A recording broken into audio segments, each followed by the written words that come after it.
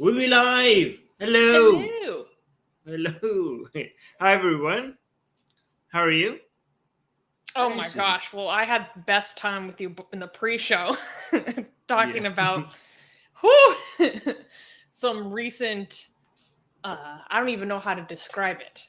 We should cover that in the news next week. Oh, no, okay. I just discovered a very important Iran-related story today that blew my mind wide open. And I don't even know where to get in. It just destroyed my whole brain today. But I still conducted all of my research for the show today, despite having my brain broken by Iranian propaganda. So all right, good. So we have Music Guy telling us audio is good. D is here. Shreyash is here. KCA is here. Oh, thank you, KCA. Something I don't remember is here. That's the username. Saying good morning with the Susie Popcorn emoticon, which you can't see here. LinkedIn user is here. Oh, Forever Stormy. Okay, so look, we have people on YouTube. We have people on LinkedIn. We have people. Forever Stormy is on Twitch, watching from different platforms. That's fantastic. All right, so we're going to be covering the news on atheism, religion, secularism, politics, and stuff like that. Susie, today's news, is it looking mostly tragic, funny, ridiculous, sad, wholesome? You know, I actually think we have a few like sad stories, but it's generally like very like interesting. There's so much to dig into.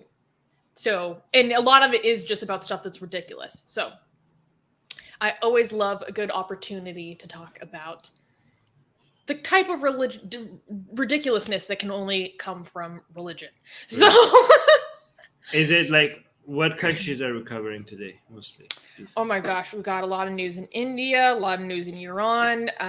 We are covering news in Morocco and the United States, Canada. Yeah, all over the place. Oh. Okay. All right, let's get into it then. Can we clap for the first news? Yes, before we get started, I just want to say that I'm experiencing a slight visual delay. I don't know if it's my connection or not. So if I interrupt you, just like apologies in advance. Yeah, no worries. So we can clap for the first news because we gotta unpack, a whole controversy, and no one got hurt. Wait, Oxymoron is saying Morocco is new entry. Yes, we haven't been doing Morocco. No, yeah. Well, we haven't been. It's been a while. It's been a while. Okay.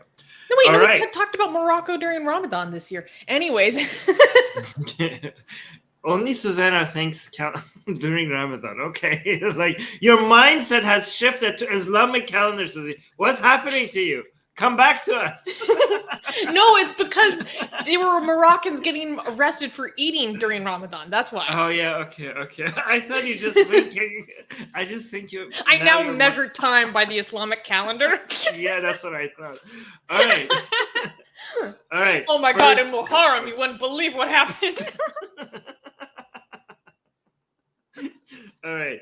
First news. How Muslims praying in a mall became major controversy in India. On July 15th, several men were booked with a police complaint, or FIR, after a video of them offering the Muslim prayer, or namaz, inside a recently opened shopping mall in Lucknow, Uttar Pradesh, went viral. The group was charged with multiple charges, including, quote, promoting enmity between different groups on the grounds of religion and, quote, malicious acts intended to outrage religious feelings. Members of the Akhil Bharatiya Hindu Mahasabha, a local Hindutva group in Lucknow, began protesting outside the mall. Multiple people have been arrested for attempting to give Hindu prayers and chants inside the mall, including a godman who attempted to, quote-unquote, purify the establishment.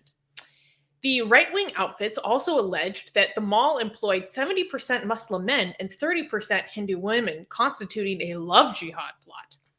Love jihad is a conspiracy in which it is believed the Muslim men deceive Hindu women into marrying them on false pretenses, then reveal their true identity as Muslim and force the women to convert to Islam, all in a grand scheme of replacing India's Hindu majority. On July 17th, Jay Kumar Gangadhar, the regional director of Lulu India and the proprietor of Lulu Mall, issued a statement denying the allegations of love jihad and stated explicitly that the staff is, quote, over 80% Hindu. What the hell does this got to do with love jihad? Okay. Okay. This is all a good point. And before we dive in, I want to be clear that I picked the title Mall Jihad for the title of this episode today because no one, okay, I want to clarify that no one in India is actually calling this love jihad. I mean, Mall Jihad, okay? But I feel like that is such a missed opportunity because we have a whole like jihad franchise. We have love jihad, spit love jihad, spit jihad, land jihad, flood jihad, the beer bug jihad. Oh, that thing jihad. We can't say Yeah. And so I was like, yeah, well, this is a huge missed opportunity to call it Mall Jihad. Okay. Mall Jihad, yeah. Okay, what does this have to do with love jihad? How this got turned into a love jihad conspiracy is an excellent question. It actually makes no sense. Let's be clear. Wait, let me clarify something. Somebody in live chat is saying this was last week. Well, yeah, we cover the news once every week. What do you expect? We do the news once a week, so of course this is last week. I don't know, people complaining. Well, and also I wanted to wait a little while before we covered this story because I could tell that more things are going to evolve, and I'm glad that we did because there has been more that's come out. So it started out with a group of men. It looks like about, I don't know, maybe maximum about a dozen people, like giving namaz in the mall. So this is how this originally started. Now, that really did happen. Like there was, and those men, numerous of those men have been arrested. Okay, so a video of this happening went viral, and then ever since then, this mall has turned into a hotbed of communal politics. Okay, intergroup tension and politics, and then ever since then, there have been people trying. The mall had to explicitly put up signs that say that they do not allow religious prayer in the mall. There have been people who go in and go chant or go sing the Hanuman Chalisa. They end up getting arrested. Like I said, a priest tried to go in there and cleanse the place.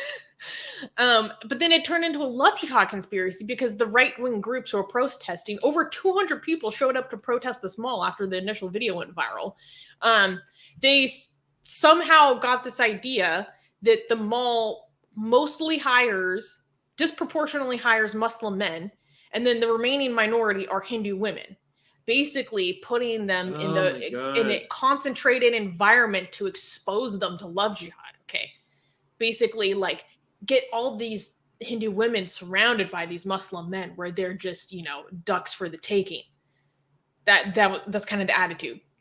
And then, so this mall, they've had to deal with all the protests. They've had to deal with all the disruption. They've had to put up the signs.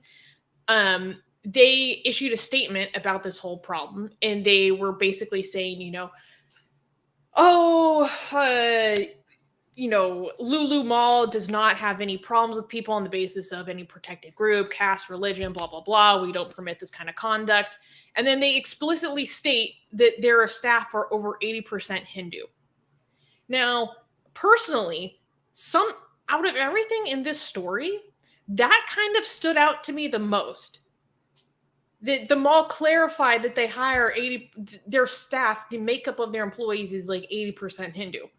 Because to me and probably many people, that reads as, well, we hardly hire Muslims anyways. Yeah. Which speaks to me to the fact that would be put in an official statement by a company speaks to the actual environment going on. Like, do you get what I'm saying? Like how normalized it is to just be like, we barely hire Muslims anyways. Yeah, like, no, we didn't do anything wrong. We don't hire that many Muslims. Like, no, please, we're not guilty of hiring. Is that what you're saying? as if that would be something bad. Like, is that what you're saying? That is one significant way in that it can be perceived. I had people, that I talked to who were we're like, not guilty of hiring we hardly hire Muslims. Muslims anyways. I'm like, what? Like that also shocked them to be like, this is the environment now. Like, this is the attitude now. No, yeah. That is seen as a reasonable explanation. Like, that's actually very drastic to people.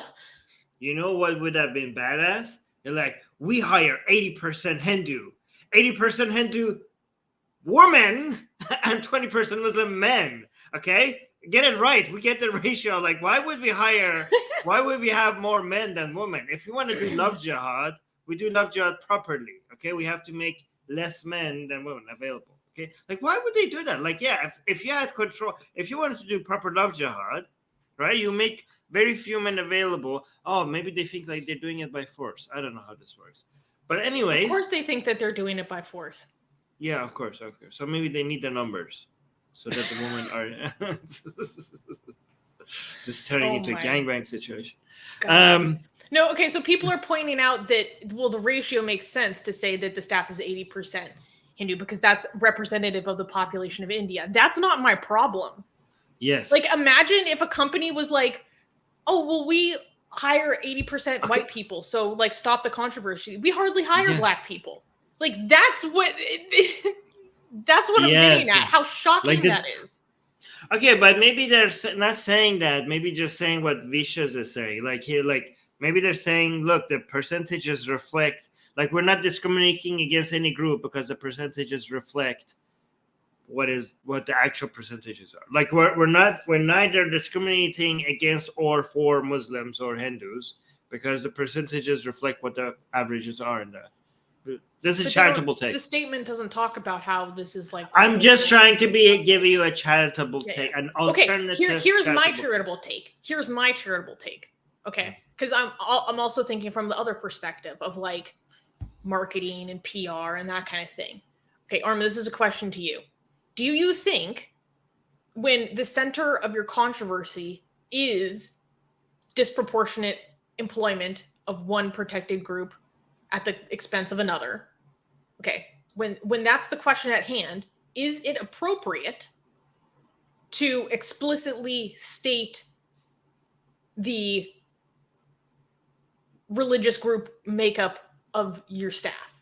Okay, you were talking India here. You're talking as if this is like in the middle of like Wokistani, Mujahideen's takeover of like where you live, like California. Yeah.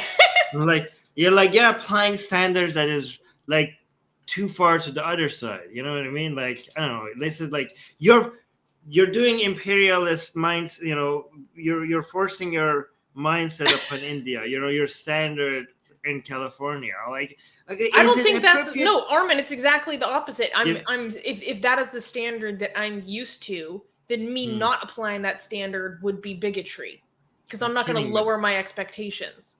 I'm kidding. Okay. I'm kidding. You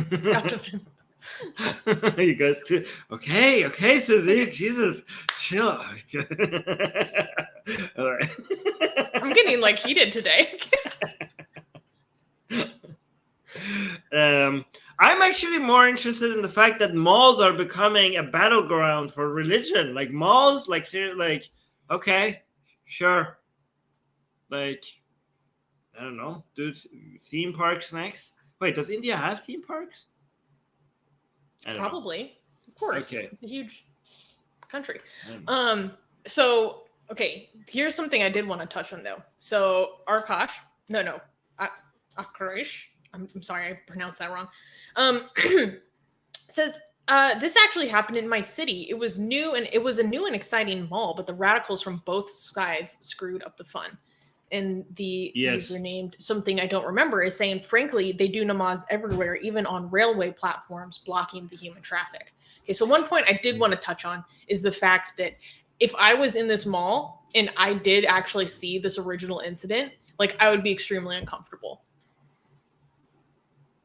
Yes. Okay. I'm glad that you clarified that they were blocking human traffic. I don't know opposed to what, but okay. Cow traffic? Cow traffic. Okay. No, I don't know. What But I do think is really interesting to consider is I read a article today which basically talks about how there are all of these. It depends on the state, of course. And Uttar Pradesh has a lot of specific prohibitions regarding like certain kinds of public prayer and stuff like that. But in general, like public worship is a part of everyday life for hundreds of millions of Indians. But in incidences like this, it becomes clear that the criminalization of it is very selective. Wait, is being criminalized, or is this just mall policy? No, this is actually being criminalized. Wait, so you can't pray in malls? That's the law? It has to do with public worship in general. It has. But can't you have like a prayer room? Have anything to do with? Can you not have can the mall not have a prayer room? Sure, they can. Well, it's also their private establishment, so they can do that. But why don't they do that? In terms of why they were arrested and stuff, it's because of public ordinances, not because of mall policy. Okay, but why can't the mall just like, here's the solution? We have prayer rooms. We have a mall mosque and a mall temple. Okay, so well, that's ridiculous, Armin. Like they don't have to do that. Well, I mean, apparently they do now. Their mall is being turned into like a religious battleground. So they have to fix this. I mean, they could like. No, I think the way that they fix it is exactly what they do, which is like enforce their policies for their private establishment. Well, no, that's just invitation to challenge. That are like, oh, and people have been. I know that's like, we're not gonna let you pray here. Both Muslims and Hindus are gonna be like, watch us, right? I mean, people are proud to be like. A lot of very religious people are looking for a challenge to demonstrate how much they care about the religion. So they're looking for somebody to tell them not to practice the religion, and they're going to be like, "Okay, sure, this was an open invitation. You telling us not to do this is an open invitation to challenge your policies, right?" So I think like this is like, you're like, why is the mall submitting? I'm like, well, because they need to make money. I mean, what do you want? The mall owners are not going to be like, we're going to stand by our principles and go bankrupt. Like, I don't know. I think like they should be like, okay, here's a corner for your prayers. Like, I don't know, isn't that the best solution? Yeah, I think. But then it actually would be like religious colonization into the business. This is India. They should do a dance-off and attract more customers, okay? They were like, you know what? Honestly, Bring it. We'll have a Muslim versus Hindu dance-off and more custom. Come what? People advertise it. Come watch. Yo. Okay, that's the thing. Here in downtown San Francisco, they have a dance-off at the mall. They have a dance-off like at the mall downtown, and it's the coolest thing I've ever seen. Like, Armin, I'm 100% behind this idea. Sometimes you have some ideas on this show, creative solutions that raise a couple eyebrows, but this one, I back one. Okay, but dancing is haram for the Muslim ones, so I guess like I think the Hindus can do a dance-off, and the Muslims will stand up, and they will come, and they go back sit down like, we can't, sorry. Like, that could be funny. They're like, they start the music as if they're about to dance, and they're like, hey, wait, it's haram. Like, like that could be funny. Record scratch. Okay, let's read some comments. Yeah, okay, so this is actually very important. Mogambo was asking, wasn't this exposed as Hindus, excuse me, wasn't this exposed as Hindus trying to fake being Muslim to defame the mall or incite violence? So basically, wasn't this supposed to be like a Hindu false flag attempt to frame the Muslims? Okay, actually, no. This was completely fake news. And this was fake news that was pushed by a lot of, there was Congress like representatives who posted this, so politicians, as well as the National Herald, which is seen as like kind of the mouthpiece of the Indian Congress, still has stories on their website explaining how this was all Hindus faking it, which is completely untrue. Okay, so how are people who think that you and I, Susie, are people who are just anti-Hindu are going to explain this? Like you're just like you could have just jumped on this bandwagon and be like, yeah, the Muslims are not doing this, Hindus are faking it. But you're like, no, it's not true. Okay, so I think like you're just an expert at taqiyya. Okay, so you're just saying that. You're just saying that so that Hindus are like, oh, she actually, this is confusing us. She's actually objective. And then you get them with propaganda. Okay? Because, like, they trust in you now. No, I'm like 7 layers deep on taqiyya. Like, don't worry about it. Right. Okay, so Oxymoron is saying, if the mall was accused of anti-Hindu discrimination, it only makes sense that their defense comes this way. No, so this is why most of their apology completely accurately did that, where you just reiterate in a statement that you do not discriminate on the basis of any religion, group, gender, sex, caste, whatever, any protected category. And most of their statement reiterated that. But going the further step to explicitly clarify in numbers the religious makeup of their staff is very weird to me. That's very weird to me. Okay, this is very well. Okay, this is kind of, to be honest, like this is very Western standards for like, you know what I mean, like to be very mindful of. But I guess you're right. Like maybe it should be everywhere standard, but like this is like a little bit too picky. I think maybe. I don't know if they're okay. I know that this is not a perfect. This isn't equivalent. I know this isn't equivalent, but for the sake of not completely equivalent, for the sake of illustration, I'll do it. So say there's a controversy, and there's a controversy about that happens with a bunch of like Black and Mexican employees, and then the company comes forward, and in its defense, they say, we don't, discriminate on the basis of any protected category, blah blah blah. Oh, and by the way, 80% of our staff is white. Yeah. That's 80%. outrageous to me. That would be outrageous to me. Yeah. I get it. But I just think like most of the world hasn't gone to the point. Like if you're saying like we're discriminating against white people, and like somebody says like, how could you say that? Like, no, actually, that doesn't seem that outrageous. Like, let's say, for example, somebody says like, in the United States accuses this company of reverse racism, right? They say reverse racism. Like, you're like overcorrecting. You're now racist against white people. And you're like, bitch, most of the people we hire here is white. Oh, like, I get it.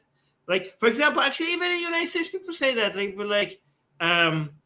They say like, there's a war on Christians in the United States, right?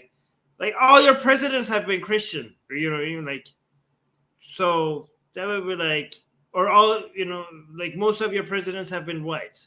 People are like, okay, yeah, that might be a counter argument to this whole attack on white. Yeah, maybe, I don't know.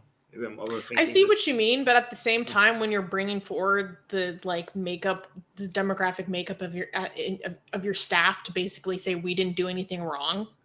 Yeah. That's weird to me. Yeah. Okay. Okay. Sure. Yeah. But you know what? I'll consider what you said. That's okay. Do you want to read the rest of these comments? Yeah. Let's just go through them fast. Okay, so D is saying any business is going to employ people from the locality. Here is mostly Hindus, so no surprise. True. In a Muslim neighborhood, mostly Muslims will be employed. I agree. Okay, I don't know what that comment is referring to. Forever Stormy is saying, eventually there will be Muslim toilets and Hindu toilets. Can't have Abrahamic farts ruining your day while shopping for cheap clothes. I don't know. Do you think that India will reach a level of open segregation to that degree, like literally segregated toilets? No. Yeah, I don't think so. No, I hope. Well. But I know that Forever Stormy's making it. We cannot tolerate these Abrahamic farts. Okay, toilets, no, but water fountains, definitely. Oh my god. Yeah, no, I'm kidding. No. You're the worst. No. Oxymoron is saying, again, with your dance-off idea, this Dance is... of Jihad. dance off jihad, okay? I don't know about that branding because we want the Hindus to participate as well. I don't want Hindus to think that they're participating in a jihad.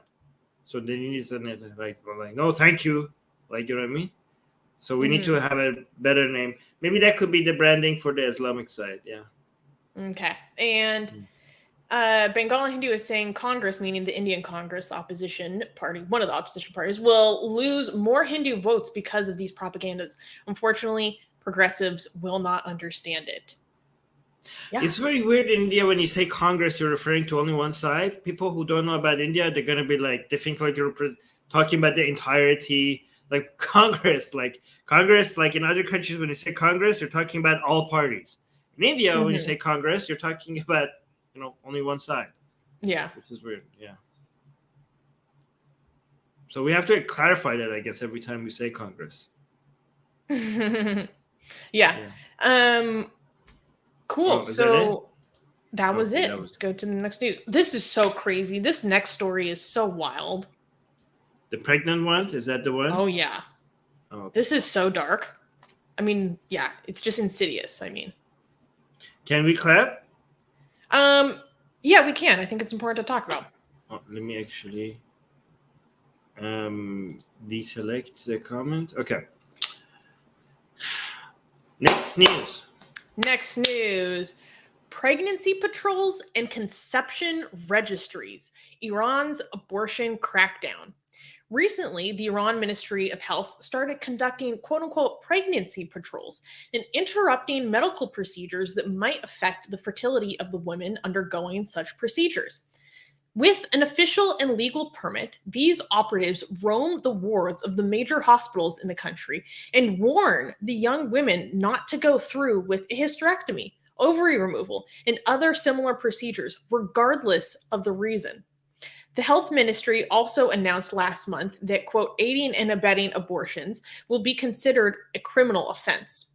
Any medical professionals taking part in such procedures will be heavily fined and could be completely disbarred. On top of this, the health ministry's youth population department recently announced that this is so crazy, that results and data of any woman visiting the hospital or pregnancy-related tests, such as sonography, would be recorded in the country's new, quote, comprehensive pregnancy registration system. This means the moment the system learns a woman is pregnant, she will be under surveillance. Iran's declining birth rate has been a source of worry and consternation for the regime for many years. Supreme leader of Iran, Ayatollah Ali Khamenei, has decreed that, quote, any action that slows or stops population growth should be done only after we have reached 150 million people. That is roughly double the current population. Despite various government incentives, state subsidies to families are unlikely to work, considering the protracted cost of living crisis devastating Iranians' livelihoods. In order to increase the population, alongside banning abortions, the government has barred the import of condoms, vasectomies, contraceptive advertisement, and the distribution of contraceptives. Yeah, Iran is one of those few countries where it's not developing, like it's like third world, but also suffering from underpopulation at the same time. Like usually like advanced countries are like suffering from underpopulation, poorer countries are suffering from overpopulation. But Iran is suffering, like it's actually a very bad mix right now because but people are like, I think devastating would be an understatement. Yeah. People are like, we don't want to bring kids to this economy. And they get really, really triggered, right? Like I saw a video of this mullah saying like, don't worry about being poor and not having money. God will take care of it. Look, I have 12 kids. I don't remember what the number was, but it was crazy high. Like it was 12 or like the mullah was bragging about having 12 or 13, some crazy number. I don't know exactly how. Oh, people must have been like this rich bastard. Oh, exactly. That was this reaction. I'm like, you are getting paid with our tax money, okay? And you're like, you are fat off of our wealth. Yeah, and he was fat actually, so that worked as well with the narrative, right? So they're like, this motherfucker, like we can't afford, like, and he's like, if you're suffering for, he's not suffering from poverty, okay? He can afford for this because we're paying for it, but we're suffering, and he's telling us to just accept the suffering because children are God blessing. Even like bring as many kids as you want, as you can, as you possibly can. And they're like, by the way, this is all a fake intimidation tactic. Like they're not like tracking women down and yet, okay, to tell them like, hey, we know that you had a kid, okay, so make sure that kid stays alive. They're just like, it's just put out in public that you're in the system somewhere, okay?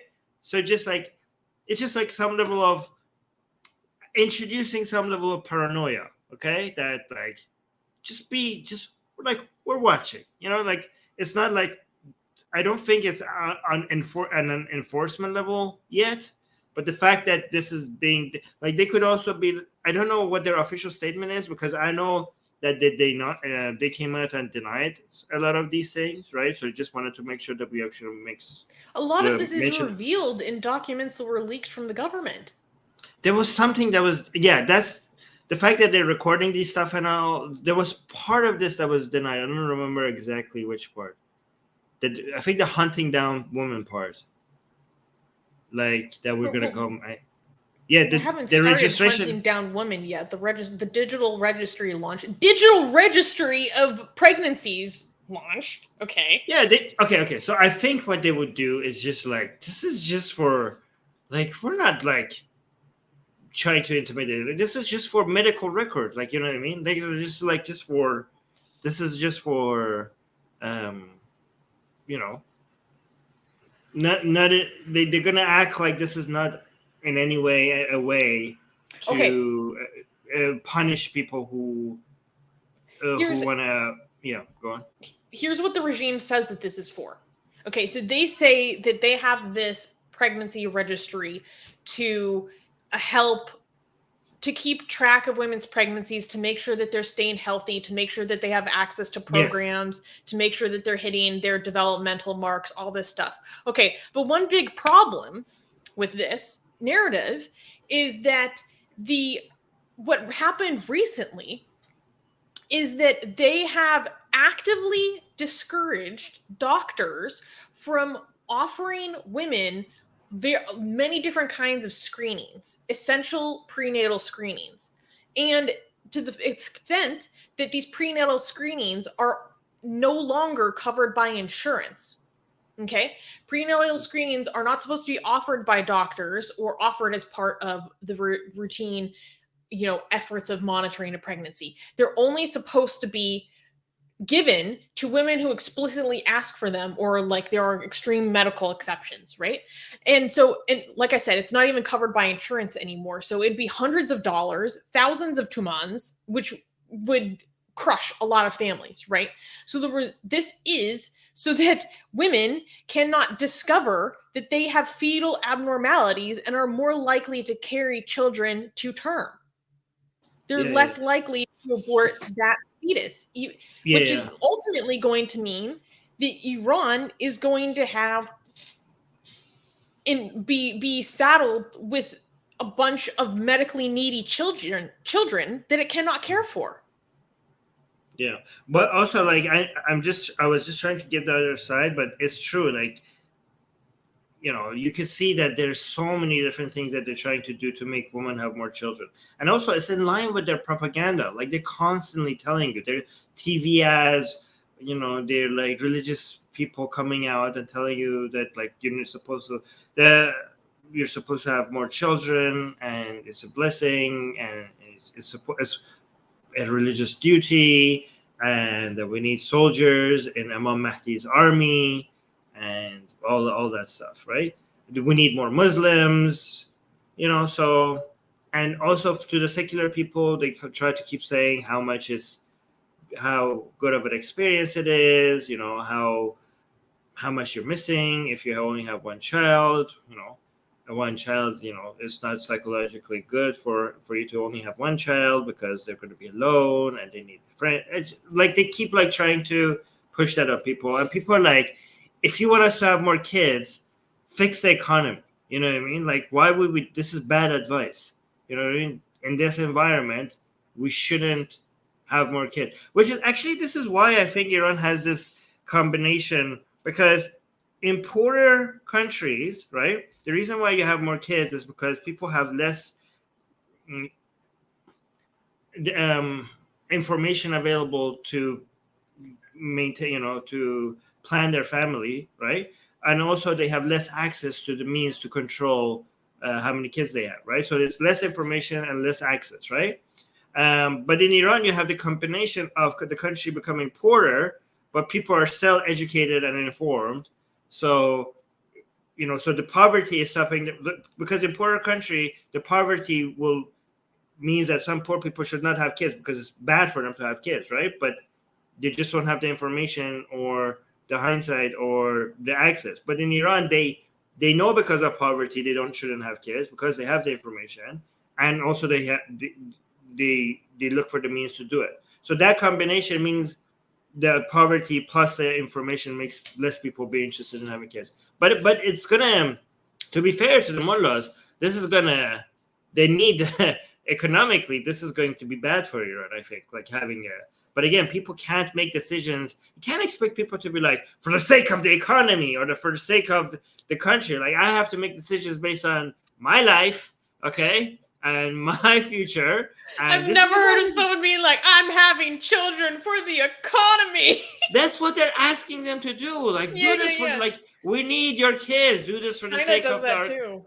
Yeah, they're like, no, people are like, what have you done for us? Why do we have to make kids for you? Like, no, no, thank you. Yeah. Oh my gosh. I think one thing I wanted to highlight, especially, so the pregnancy patrol, well, there's two things. One, I don't even know where I want to start. Okay, let's just quickly. So giving out contraceptives like condoms is now essentially banned. Like, you're not allowed to do that at doctor's offices anymore or anything. And so condoms are not, I think it's important to highlight that condoms are not just for preventing pregnancy. They're also for preventing a plethora of sexually transmitted diseases. Okay. And so the fact that these are now extremely hard to come by is going to be a public health nightmare. Okay. I just want to point that out too.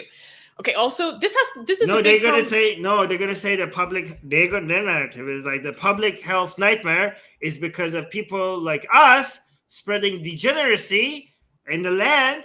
Because if it was just a man and a woman, married and then had sex after, if it was just halal. So this is basically the Catholic Church's argument, and we've seen how that has affected Africa. The AIDS crisis in Africa, that's because of exactly that teaching, abstinence only.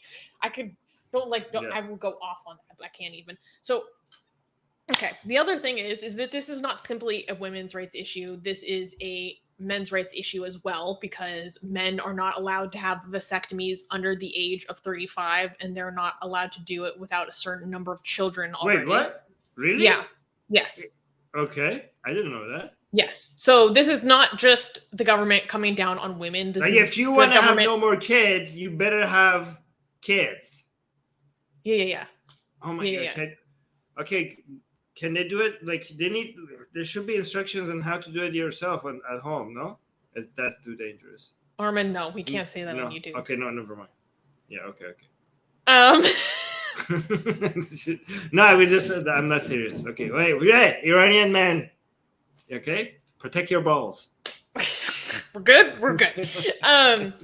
So this is not just about, this isn't just affecting one sex, right? This is an issue that affects everyone, and it's about the government's ability to control your body, what you choose to do with it, and also your own health decisions, which is obviously extremely authoritarian. We don't like fascism. But okay, now let's get into these, let's go into these pregnancy patrols, because this is a really important point that I want to make. So in one report that I read, the pregnancy patrols were going around like a women's health ward of a local hospital, and they would go talk to women who were about to get surgery to try to talk them out of getting surgery. Now, one of the women who was interviewed about this was getting surgery because she had uterine cancer. And meanwhile, there is, a religious morality police woman in her face talking, do you really need the surgery? Have you had enough kids? Do you think you really need this? Blah, blah, blah. Like, so it doesn't matter that this person's life is in danger, experiencing the pain of uterine cancer. Okay. It's only about producing children for the nation. And as someone who has like a disease that affects me in this way, like it's a big part of my life, and I'm very lucky in many ways about the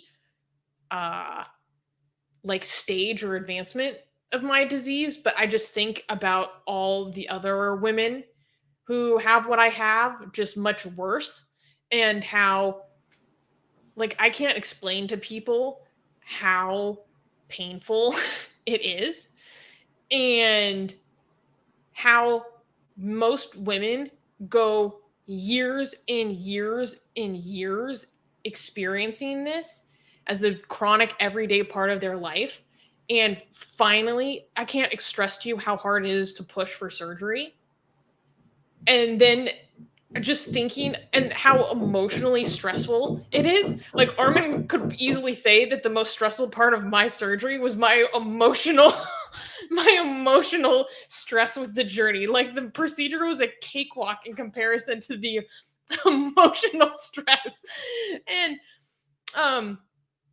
the anticipation of not knowing how the procedure is going to go and what has to be removed and all this stuff, and just knowing what that experience is like and how difficult it is.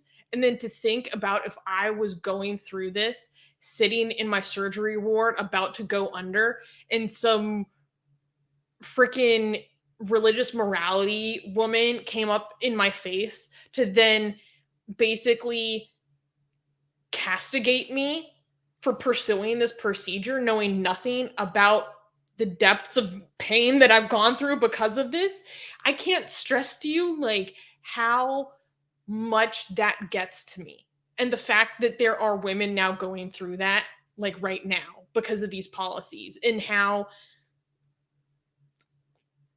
I can't like just trying to imagine that happening to me. I don't even know if I can like put it into words the way it makes me feel.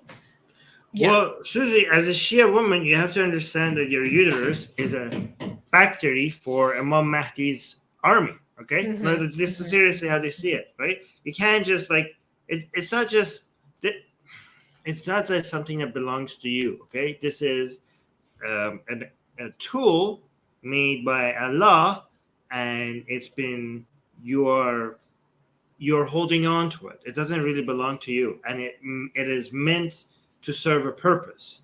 So it's meant to create Muslims, right? And you're just taking that responsibility away. This is like being gifted upon you for you to use it in the way that Allah sees fit. You can't just be like, you're just getting rid of this beautiful gift if you just get rid of it. So you just have to understand it. That's how it works. God damn. Yeah. Okay, let's read some comments. Doorknob Bed is saying uterus equals a tool of religious domination. That sounds about right. So Willfully says, are these rules for women of any age? I cannot remember off the top of my head, but it's essentially if you have the ability to have children, this applies to you. So and that changes for many women depending on their age. Wait, are these rules for? Yeah, I mean, women in Iran could get. It used to be they could get married by age 9, but they changed that to 12, I think, a couple of years ago. So, well, marriageable age doesn't have anything to do with the penalties regarding abortion. I know, like basically these rules apply to. I mean, girls as age as 12 could be legally, I think, pregnant in Iran, so that would apply to them. That's what I'm saying.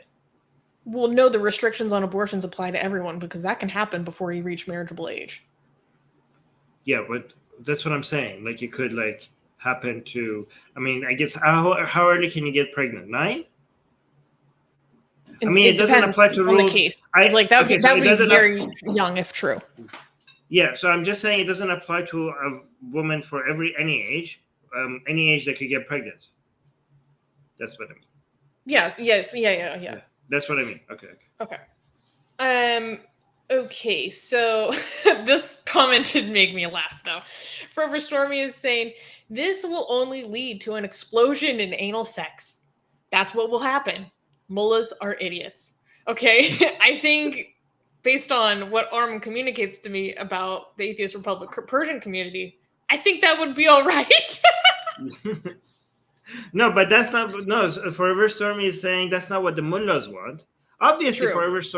Forever Stormy doesn't have any issue with anal sex. She's like, she's like, mullahs, think of the anal sex. Do you want more anal sex? You don't want more anal sex. You idiots. There would be an explosion of anal sex. Obviously, there's nothing wrong with that. Armin, what's the name of the city where it's a joke that they only know how to have anal sex there? Gazvin. Oh my god, your jokes about Gazvin is so funny. Gazvin is a city in Iran where apparently everybody, all the men, are interested in anal sex and nothing else. And by nothing else, I don't mean no other sex. I literally mean like nothing else. Like like there's so many jokes about them, right? They're like, if you want to cause like chaos in Gazvin, you could draw an ass on the wall, and men will just like run towards it with their dicks out and break their dicks, right? And and like there's so many jokes. They say like in Gazvin, the bravest man in the whole world is the Friday Imam of Gazvin because he bends over while having all these men behind him, right? So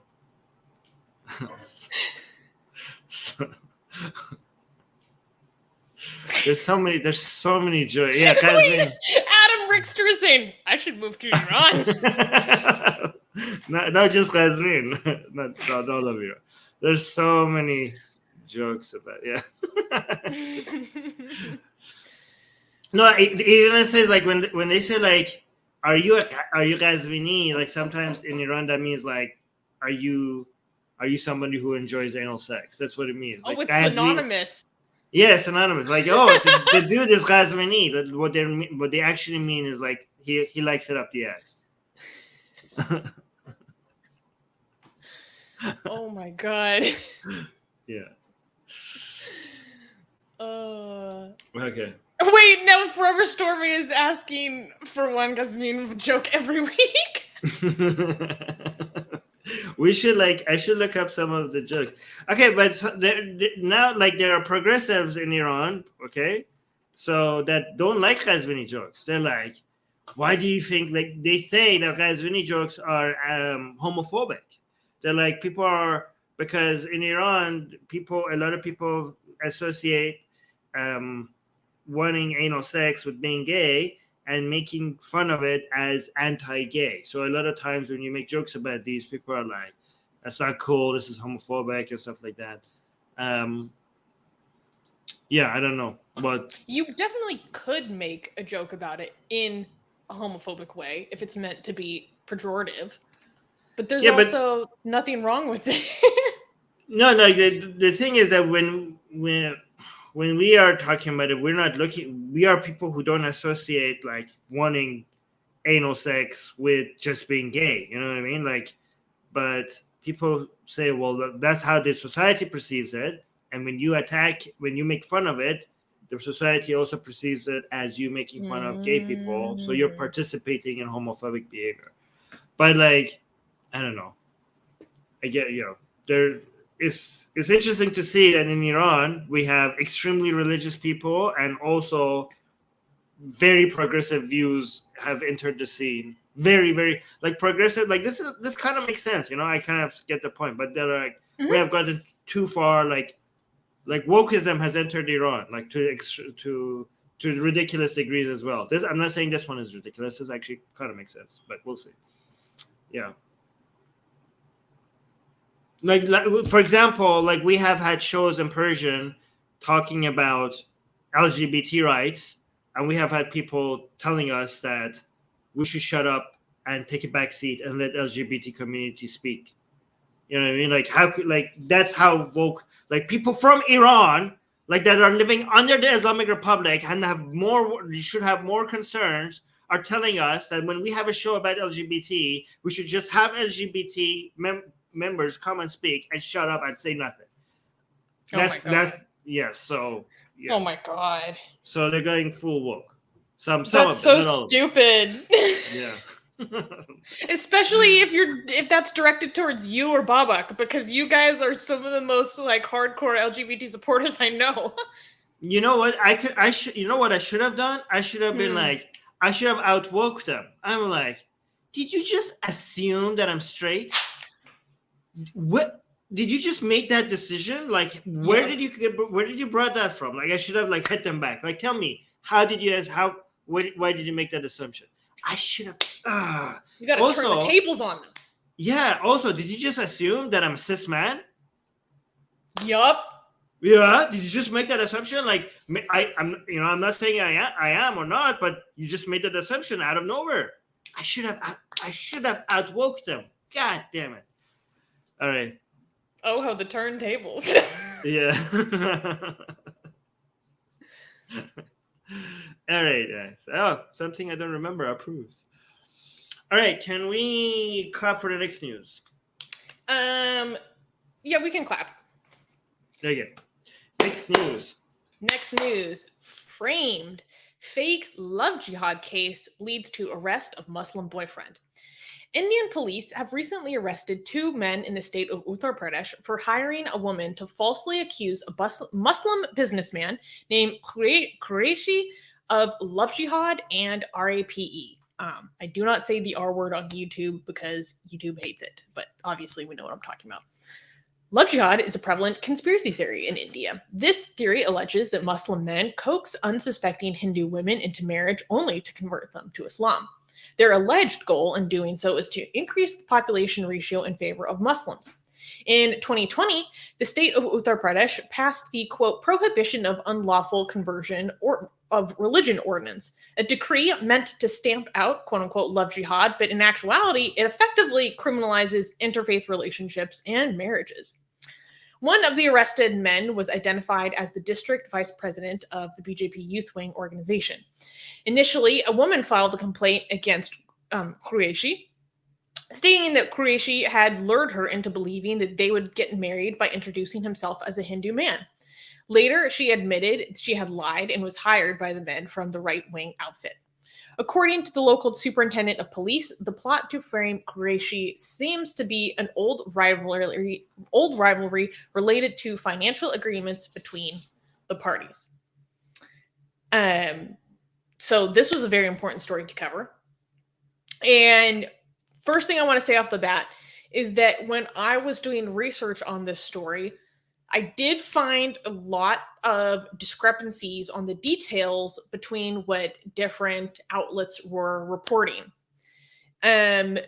Based on my research, I found the reporting by Al Jazeera to be the most credible because they reportedly went to go interview the woman who made this false claim to get her side of the story.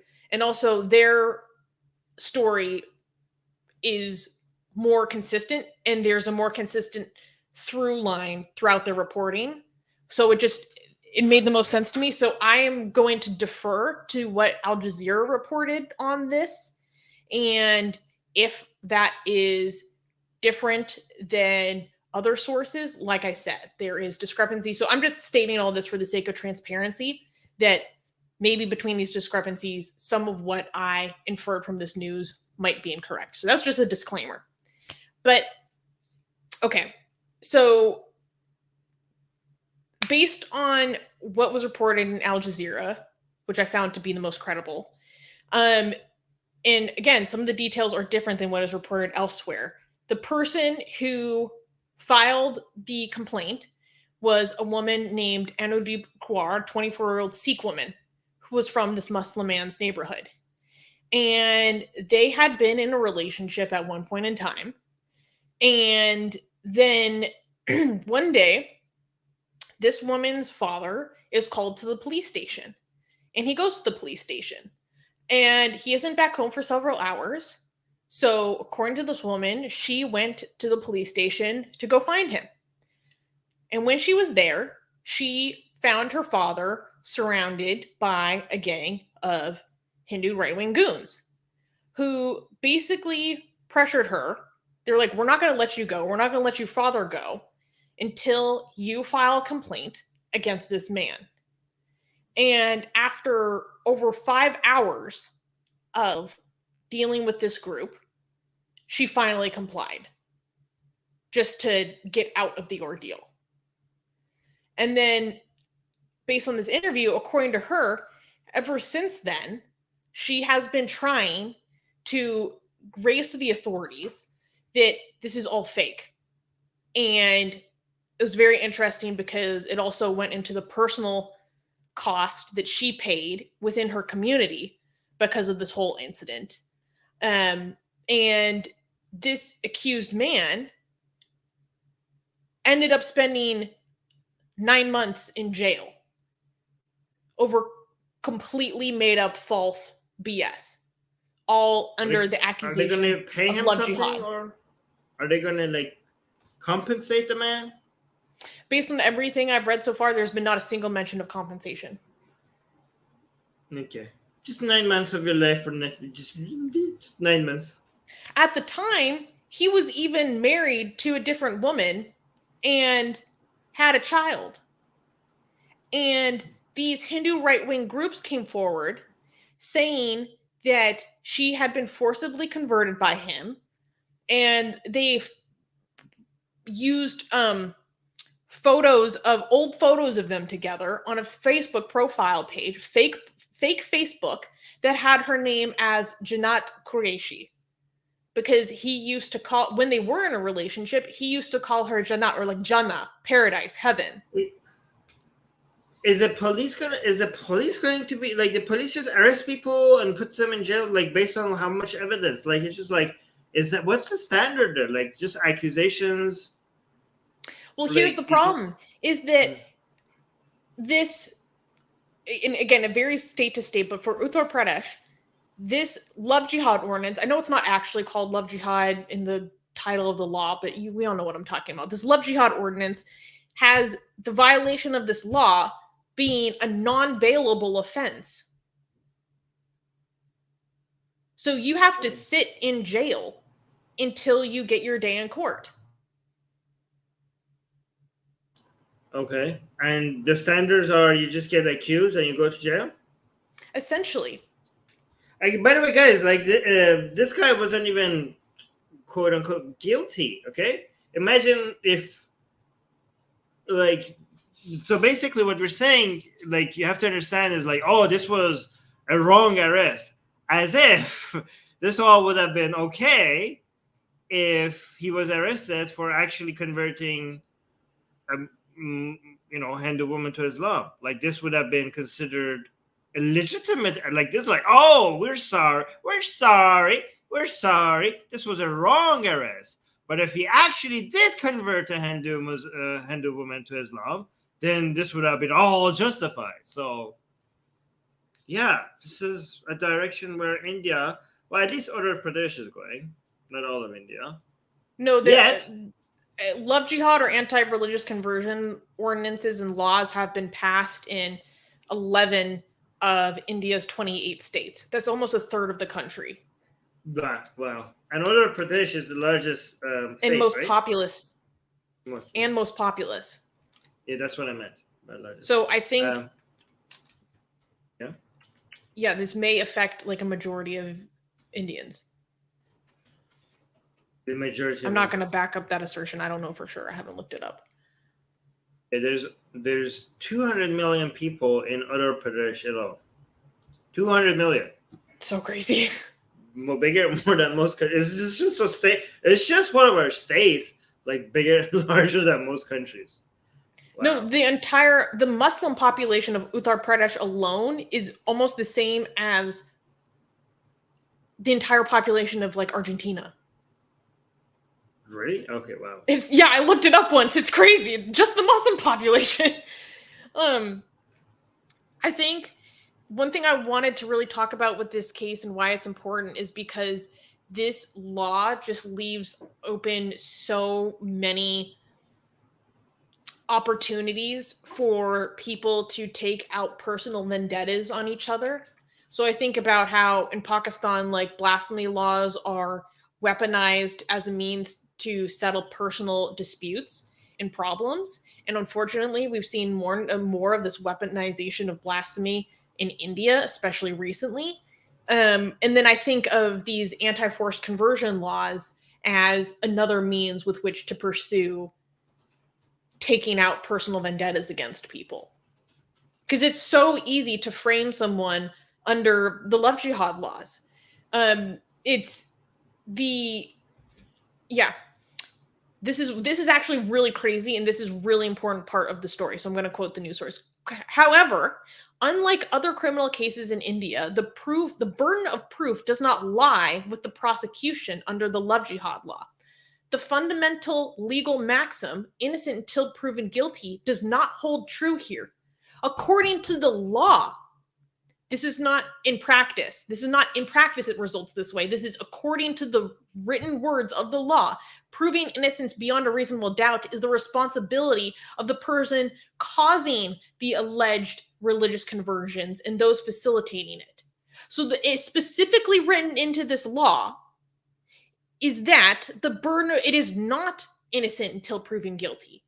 Specifically written into this law is it is guilty until proven innocent, and the burden of proof is on the accused. So why can't you, so this is a weapon for Hindu right-wingers to just go accuse Muslims and just put them in jail. You could just easily put people in jail. Yeah. By mere accusations. By the way, have been people who are not Muslim who do get hit with this anti-forced conversion law. But according to the numbers I have seen, the vast majority of them are Muslim. Also, just to show you how popular this attitude is among some people in India, we have this person in the live chat who's a Hindu, right? Who's a Hindu, I think far-right Hindu, this guy. I'm not sure, like this guy, right? Oh, yeah. This guy comes here a lot, and his views are very in line with far-right Hindu people. And it's really good that he's here to highlight people that these people actually exist. So Nanda is saying, why only 9 months in jail? And then he also continues and he says, become ex-Muslim to have relationship with Hindu. Otherwise, keep Muslims in jail. So this is an demand by some Hindus in India.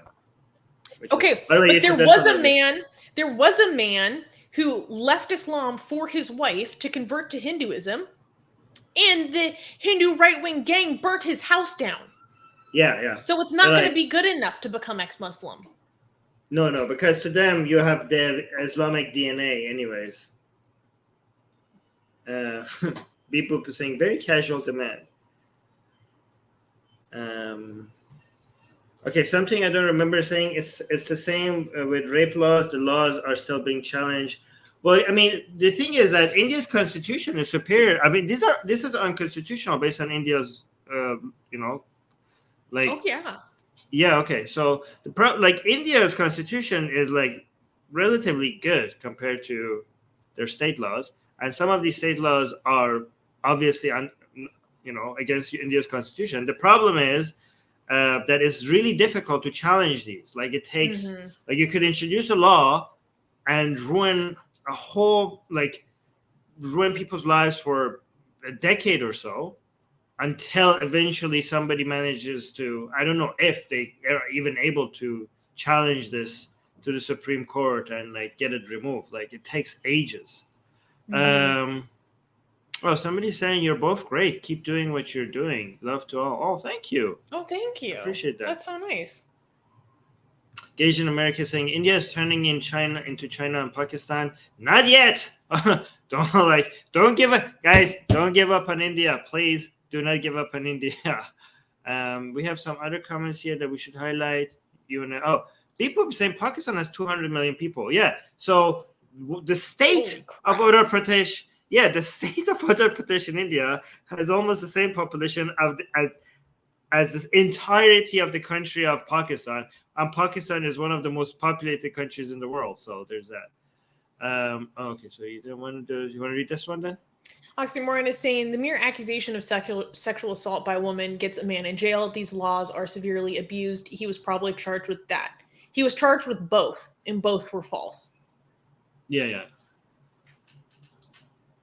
that's false too. Like, just mere accusation, like just accuse people. By the way, to be fair to India, okay, even in advanced countries, it's difficult to challenge something that is against the Constitution. It takes yeah. So, but like some people just say like, well, it's against the Constitution, so like as if that automatically eliminates it. You know what I mean? Like, oh, this law cannot exist. It's against the Constitution. As if it's like a code that just automatically auto-deletes everything. Oh my God, I wish it worked that way. That'd be so great. Yeah. It's like it literally just can't even proceed because it just does not compute. Like, nope, the law does not work like that, unfortunately. One thing before we move on to the next news that I wanted to highlight is the woman who was at the center of this. She talked about in the story how, a quote from her is, "Our lives were made political tools." And that really stood out to me. Like, just because she was known to have dated this Muslim guy in the past, like she was used as a means to take out revenge on him, enabled by the ways in which their different group identities are politicized. And she talks about how like she had to leave work because of this, because people started treating her really badly in her community. Also because she's now come out as, quote unquote, come out as like a sexual assault survivor, and the ways that people get mistreated for that, and just how it also really devastated her life as well. It's horrible just to be taking random civilians and have their lives made into political tools like this. Yeah. Okay, read this one. Bengali Hindu is saying our constitution is stopping these morons to take our country from taking our country fully, even after ruling for 8 years. India has a good constitution. Thanks partly to Dr. Ambedkar, right? Ambedkar, number one king. Here's this one. Read this one. This is pretty crazy. Oh my God. Nanda is saying laws in India should be tough on Muslims to help Muslims become progressive and moderate. Okay, Nanda.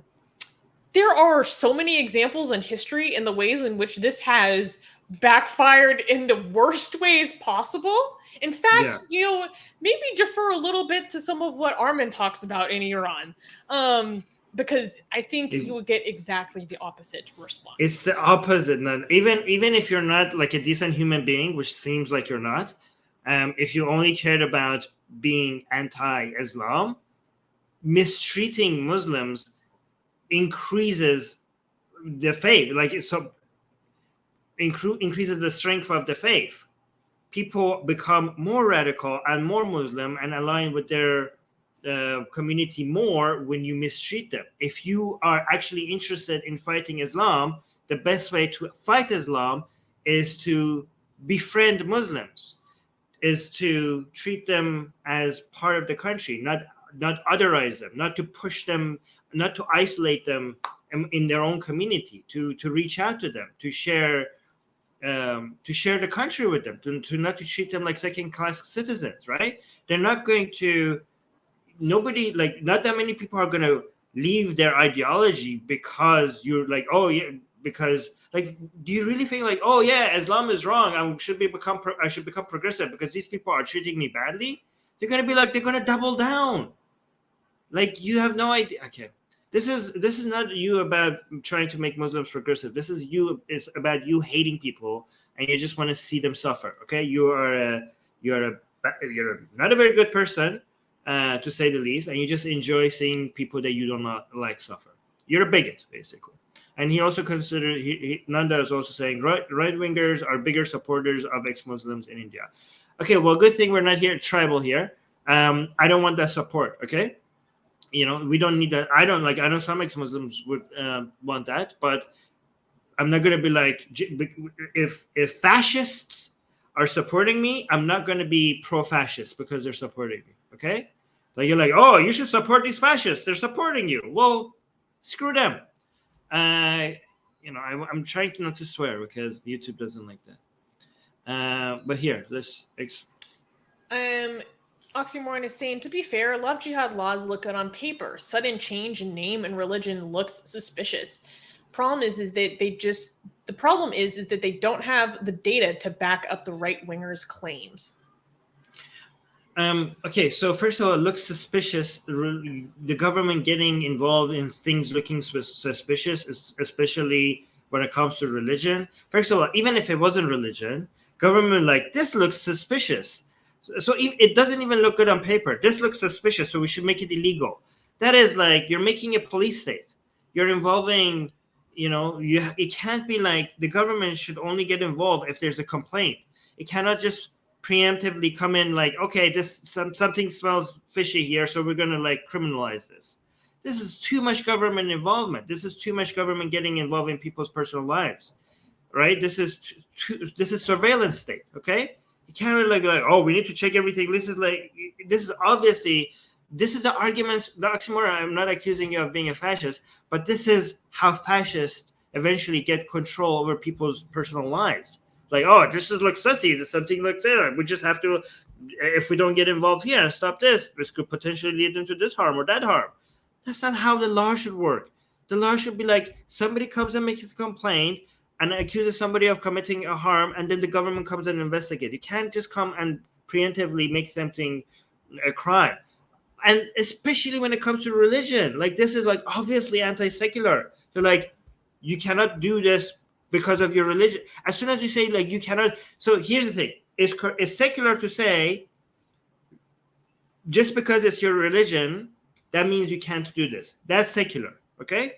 But when you say the government comes and says you can't do this because you have this religion, that is the very opposite of secularism, right? The government is getting involved in deciding what people can and cannot do because of their religion. And you're like, oxymoron, I know like you're somebody that values, I think, India's secularism. So how could you support? No, he doesn't? No. Okay, I thought he does. No, like explicitly no. Okay, well, never mind then. Okay.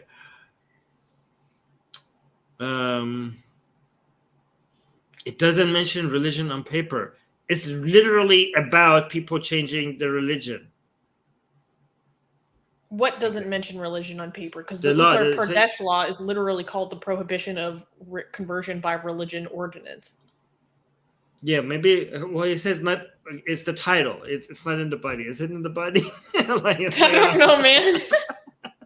Like, what are you talking about, oxymoron? That's the name of the law. They do phrase it in certain ways to make it as constitutional as possible, and like as difficult to challenge as possible by exactly that being like, well, it doesn't talk about any specific community on paper. People are like, well, we know what you're doing. Don't act like we're stupid, okay? Let's move to the next news. Can we clap for the next news? Oh yeah, this is fascinating. Next news. Jew who entered Mecca. Saudi authorities arrest accomplice. Recently, footage of Jewish Israeli-American reporter Gil Tamari filming himself in Mecca has outraged Saudis and Muslims across the world.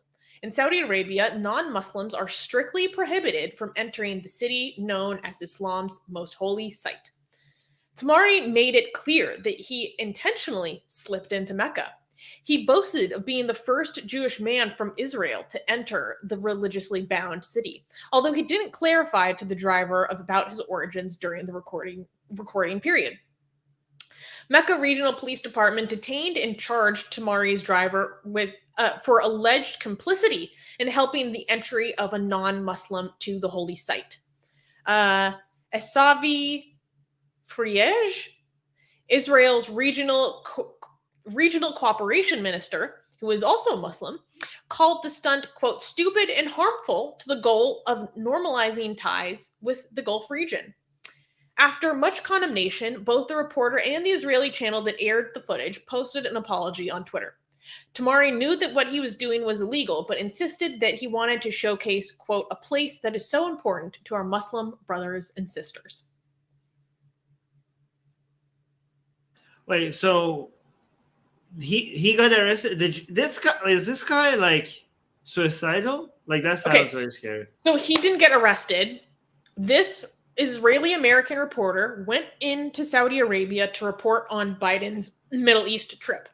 Now, let's be clear, there are a lot of historic Saudi-Israeli things going on, but he entered on his American passport. Israelis are not allowed to enter on their passport. So the only reason why this Israeli was able to enter even and report this in the first place is because he has an American citizenship. So while he was there to report on Biden's trip, he went to Mecca. He slipped away and he went to Mecca. And he filmed it, and it was aired on the Israeli news channel that he works for, and people lost their mind. Yeah. Okay. So he had already left the country when he did that, right? Yeah, when it was posted. So, and he's probably never going to return. I mean, he is facing charges. And yes. So it was the person who drove him into Mecca. I know, but still, it still takes. You know, I kind of did. I pulled a stunt like this in Israel. Yeah, you did. This guy is like final boss level. Yeah. Because I went to a place where only Muslims could go. Okay, but I had my passport showing that I was born in Tehran. I had my Canadian passport, but it had shown that I was born in Tehran. And I claimed that I was a Muslim, and I recited but they checked. Like I recited 2 surahs. I did the Shahadat, and they believed that I was a Muslim, right? And I think I had the look and everything, right? I made sure, so, but anyway, this is but that was in Jerusalem, right? I was still on Israel, so I assumed nothing could happen to me. There's Israeli army here and stuff. This is in Saudi Arabia. This guy, I don't understand. If people around there figured out, he was surrounded by I don't know. I just think. Oh yeah, it's crazy. It's crazy. But what did the poor driver? Why did they arrest the driver? The driver didn't do anything. How am I supposed to know? The driver knew it was illegal. No, but did he knew that this man was a Jew? In the footage, they go up to Mount Arafat, and there's a very specific time in the footage where he is looking around, gives them a signal that they need to get out of there, and he's like, "This is very dangerous. This is illegal. We gotta go." Okay, well then, why did he release that part that showed that the driver knew? He should have taken that part out. That's a good question. This man just put that driver in danger. Mm-hmm. Yeah. Anyways, should really. Yeah. Go ahead. What were we gonna say? I should one day release the videos that I have and how I secretly made it into. I have recording. Of Armin, the fact that you haven't released that already is such a shame. You could have had such a bombshell about this atheist infiltrating Al-Aqsa that you're sitting on. Yeah, I don't even know where the recordings are. I'm gonna go find it. Yeah. Not just an atheist in general, but an Islamic apostate specifically. That's huge. That's huge. I should do that. I should go do that. I want to show you something, by the way. This is how it works in Saudi Arabia, right? Yeah, he showed this in the video. Yeah, for example, you go on the road, and this is the road. This is the street, the highway that is going to Mecca, and you have the sign in red says, if you're not a Muslim, you stop going this way. So you have to exit here. Yeah, Muslims exit here. So you're driving in the highway in Saudi Arabia, and the highway that is going towards Mecca, you see hey, have you ever seen a sign that tells you which direction you have to go based on your religion? In Saudi Arabia, you're driving down the highway, a segregated highway. Tariq, I think it's saying Tariq Ghair al-Muslimin, so the way for non-Muslims, right? The sign that says here. Also, you can see, this one says only Muslims. Only Muslims can take this route. Mecca, only for Muslim. Yeah. I think I really take for granted the fact that I just assume that other people will find this extremely weird and how openly discriminatory it is. I think I really just take that for granted. Because the fact that, like, I don't know, it's so weird to me to discriminate against people and just be like, you can't come to the city. What? Yeah. And it's kind of like not talked about, and the reasons why are not talked about, because when I was reading about this in Al Jazeera, they're like, oh yeah, non-Muslims are not allowed to enter Mecca just because of rituals around, like purity and cleanliness. Or like because of like, we have a specific code of conduct, people have to know how to act, blah blah blah, we have certain standards. And I'm like, no, it's because you think non-Muslims are najas. Like, no, but it's because Muhammad's hadith. Muhammad, before he died, one of his last hadiths was, one of the last sayings of Prophet Muhammad was that Muslims, non-Muslims will never enter this land. Okay, and there's a debate on what that means. Oh, Susie, I could put it down because your avatar is wrong. Because Muhammad didn't clarify what land he means. Some people say it's just Mecca. Some other people say that it's the entirety of Saudi Arabia. In fact, this is why we had 9/11. I wish Susie was here because I wanted to see her reaction on this, okay? The reason why we had 9/11 was because Saudi Arabia allowed United States military into Saudi Arabia, okay?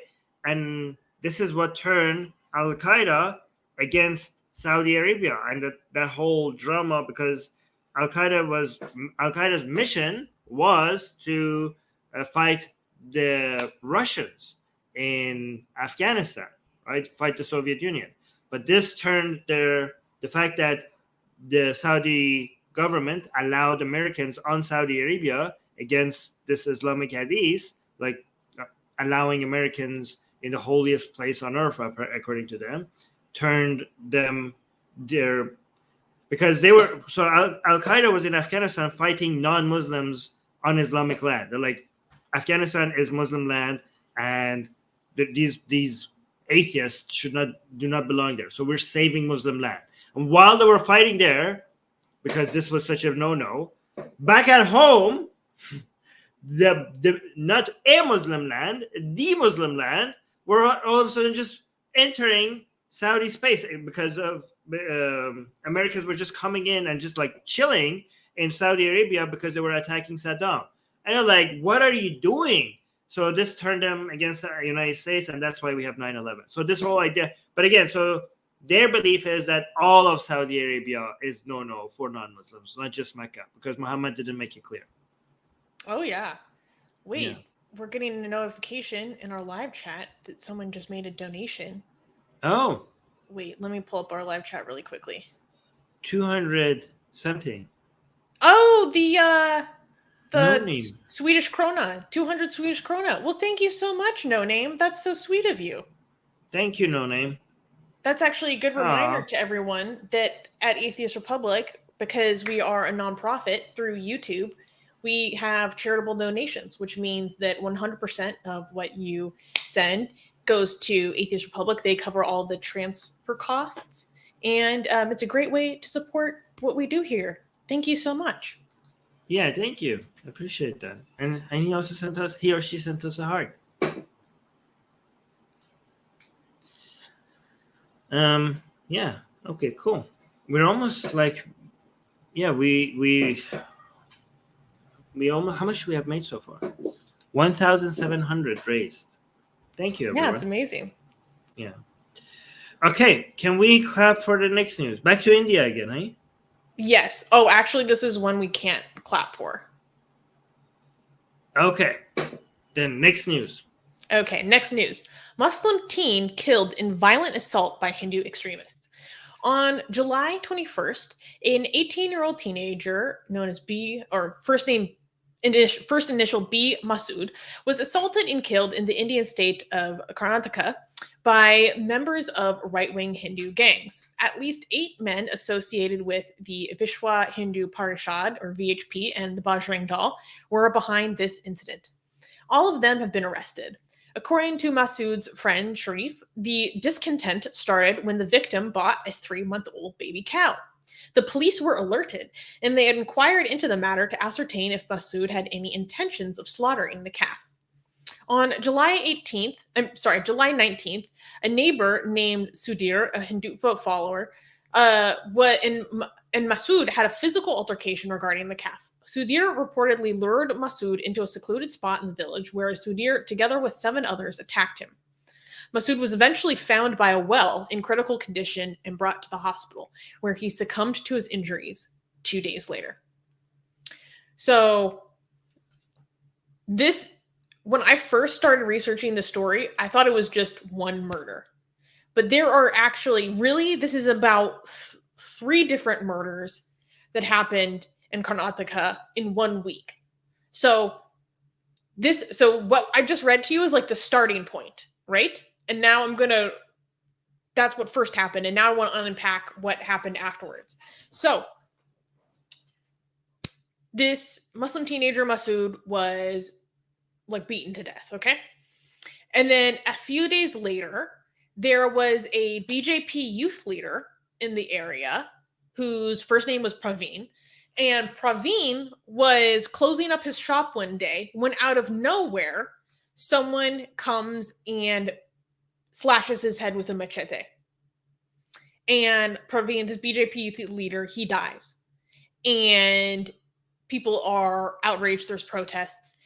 And then what happens is this chief minister of the state, for those who don't know, the chief minister is basically like the governor.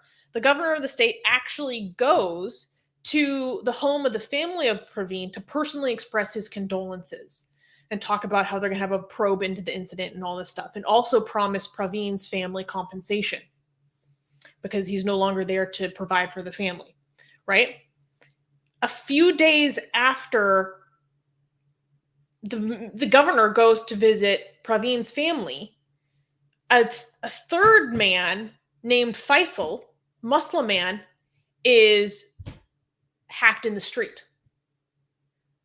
And so some allegations that are going around is that, so first Masood was murdered. And then some people say that this BJP youth leader, Praveen, was murdered in retaliation for Masood's death. So far, a motive for Praveen's murder has not really been established. And then after Praveen died, many people are saying that the murder of Faisal, the third man, was in retaliation for the death of Praveen. So it's like a tit for tat. That's what some people are alleging. These are some of the rumors about this. And what's interesting, though, is that like I said, people have pointed out that there has been preferential treatment for the government because there's been called for the NIA itself to probe into Praveen's death. The governor went to go visit Praveen's family and promised them compensation, but there has been none offered to the families of Masood or Faisal. Oh my God, why do you have to distract me with this right now? You can't make this up. Someone literally named Shiva is asking, is the baby cow safe?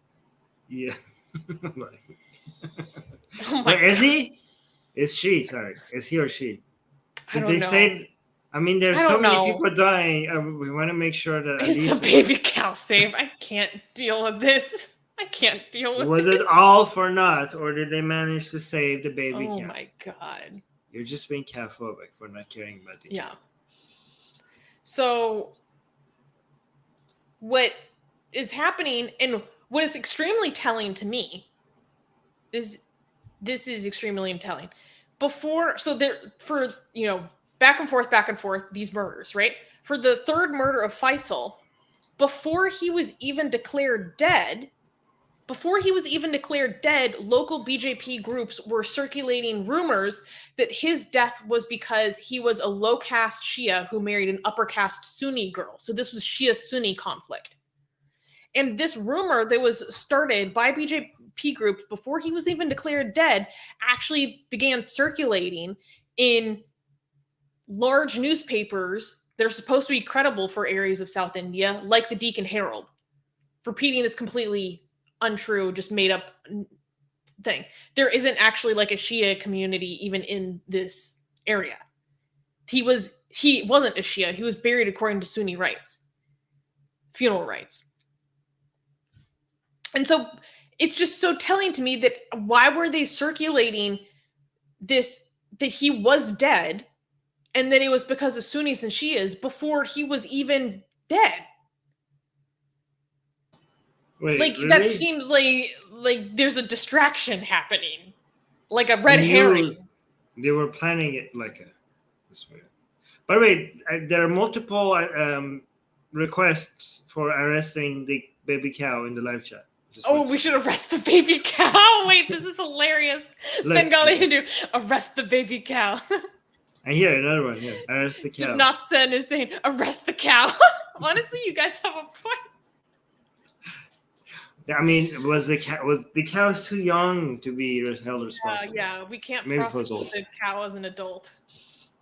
KP is saying, LOL, don't pay attention to rare criminal activities. It is common in every country. Even criminal activities are very high in U.S. because of gun shootings. What does this have to do with anything? Yeah, like if the gun shootings were about religious, we would cover that as well. Like, obviously, this is Atheist Republic. Okay, so we're not gonna ignore this crime because crime happens other places as well. And we would cover them if it was about religion. Okay, I don't understand. Like, this is such a pathetic attempt at whataboutism. Like, crimes happen other places, so this doesn't matter. Hey, newsflash, Armin and Susanna, crimes happen. Okay, crimes happen. Why are you reporting this? The crime is a thing. Did you not? Is it a revelation to you that crimes happen in places? Like, this is such a desperate attempt to save India. You want to ignore the fact that this is happening because U.S. also has crimes? Like, what lengths are you going to go through to whitewash everything that is happening in India? Like, other places have. Well, why are you talking about India? Like, do you know that North Korea is worse than? Why are you talking about the U.S.? Like North Korea is worse than the U.S. So why are you you have no business talking about crimes happening in North Korea, in U.S. when we have North Korea? Like, do you just want to go to the worst case scenario as a way to? We should all stop talking about anything as long as there's something worse happening somewhere else. It makes no sense. Okay, let's read some other comments. Forever Stormy is saying, I'm surprised this doesn't happen more often. Oh, wait, no, this is for the last story. Oh, yeah, sorry. Oh, no, yeah, I forgot to mention, Doorknob Head just gave us $20. Oh, my God. Thank you, Doorknob Head. Thank you, Doorknob Head. And people were saying thank you. Music guy was saying thank you. D was saying thank you. So thank you, Doorknob Head. Yeah. Thank you. We have the best community. I love when everyone thanks everyone else for how they contribute. I think that's special. Yeah, that's very sweet. Forever Stormy is saying we need a flow chart for this news, Susanna. Okay. Yeah, this was. We got here to here to here. Yeah, I was. I thought it was really because I've been seeing people have been sending me that this BJP youth leader had been killed, blah blah blah, but. People are reporting that a motive isn't known yet, so I didn't want to cover it on the news yet. And then when I was researching this story, I realized that it was all connected. Potentially, there's a connection, I should say. Oh, Samantha is saying, love you guys. Oh, that's so sweet. Oh, thank you. We should have, how that meme with the guy with the conspiracy theory, drawing on a whiteboard? Okay. Yeah. Yeah. We should put your face on it and then have a baby cat.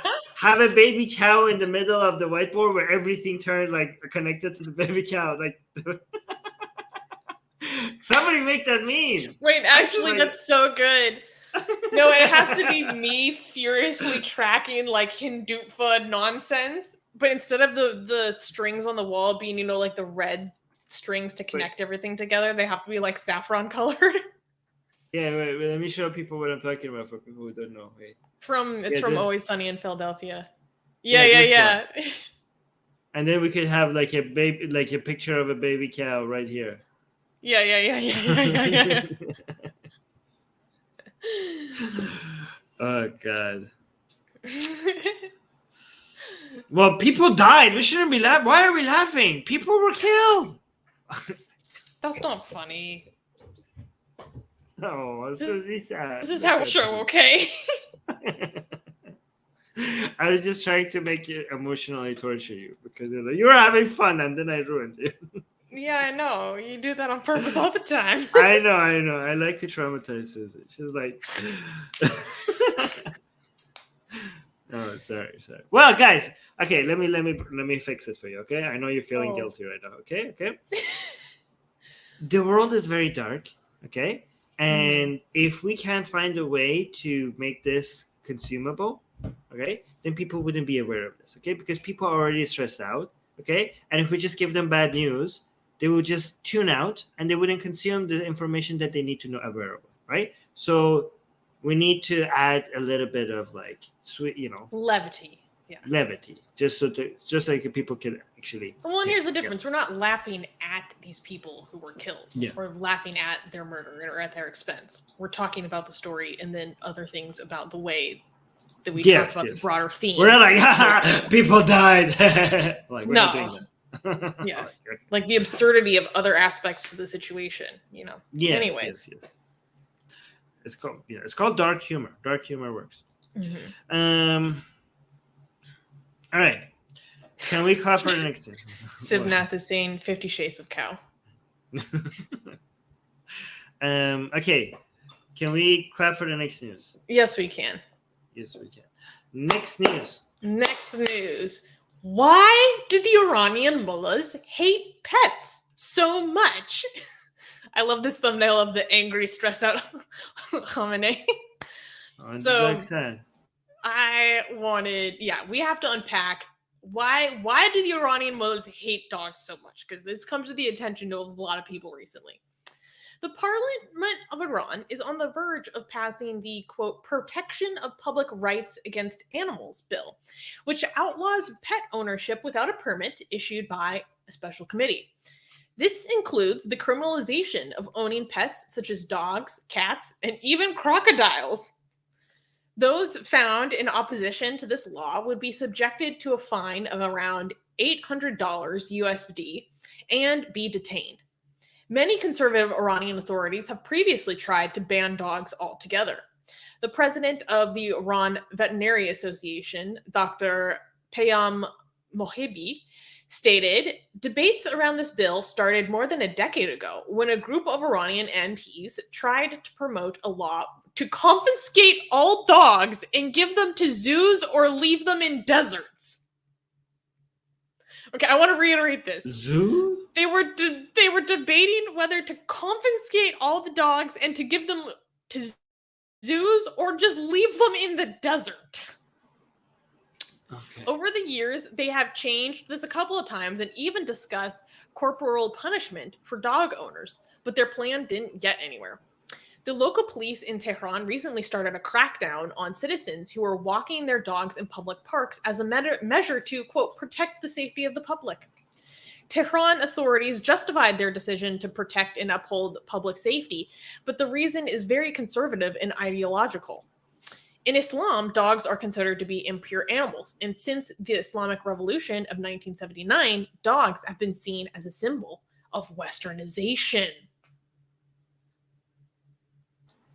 I wish I had my dog here for this news item. I'm gonna go get her soon. Okay. The dog seems very disappointed. Qasim is rightfully pointing out maybe they have lost that voter base in dogs. Like Qasim is saying, they've lost their constituents. This was very tough because they started doing this right when the pandemic hit. Okay, like this. Dogs were always haram and in Islam and frowned upon. I don't know if they were actually illegal in the book, but either they were illegal in the book and weren't enforcing it, or they have recently made it illegal because they're going after people's pets. And the problem is that I don't know why they decided to start doing this during the pandemic, because that's exactly when people needed it the most. I think maybe that's why, because it has been, I'm guessing, because I heard, like, I don't know how accurate this is, there had been an upsurge in people wanting pets because they were depressed. And across the world. Yeah. Okay. And dogs, more and more people in Iran were like, I need a puppy. This is too depressing. I need a puppy. Guys, and puppies work. Like, I don't know what it is about puppies, but they really work. Like, when it comes, like, it's like, I don't know. Okay, I'm not an expert, so I shouldn't be giving you advice on mental health issues. Okay. But this might personally, I think it's like the most cost-effective way of stress relief. Okay. Ever since Armin got a puppy, he's a changed man. Yes. He's a different person. Yeah, they work. I don't know what it is about. It seems like they were made for us, and we were made for them. You know what I mean? It kind of looks like we're supposed to be a match or something. Like, you don't notice how much you need them until you have them. Okay, well, we have literally domesticated dogs to the extent that they have areas in their brain specifically designed to understand human facial expressions. Human emotive expressions. That's how tight it is. But there's also evidence that they have domesticated us as well. That's what I was saying. I knew for a very long time that we have domesticated them and they need us emotionally. I just recently realized that it also works the other way around, that they also have domesticated us, and we need them. Okay, apparently we only So get a dog maybe if you can. But this is like such a disservice to Iranian people that you're denying them. You're denying them this service of what dogs can offer. I'm gonna go get my Nala. Yeah, okay, no. When you go get your dogs, I'm gonna show this photo series that I found. So let me add this. Cool. So, Iran Wire, it's a website for journalism about Iran that I love and highly suggest to everyone. Anyways, recently they published a little photo series about Iranians and their dogs, and I thought this was so cute. They have like a gallery just showing normal Iranians in their homes and them with their dogs. Like, it's just very sweet. I thought it was cool to, just show what that's like for normal people and this like loving relationship they have. Oh my God, that puppy is so cute. Holy crap. No, I need to go back and look at that more. Oh my God, it's so small. I wish I could blow these images up bigger, but it won't let me for some reason. Oh my gosh, is that like a little spaniel? What kind of spaniel is that? So cute. Yeah. Oh, I love all these so much. Wait, like, it doesn't have to be this bad, unhealthy, unsafe thing. It's like, it's very normal and it's a part of a person's life. And I also thought it was cool just to see, like, how people express themselves in their homes.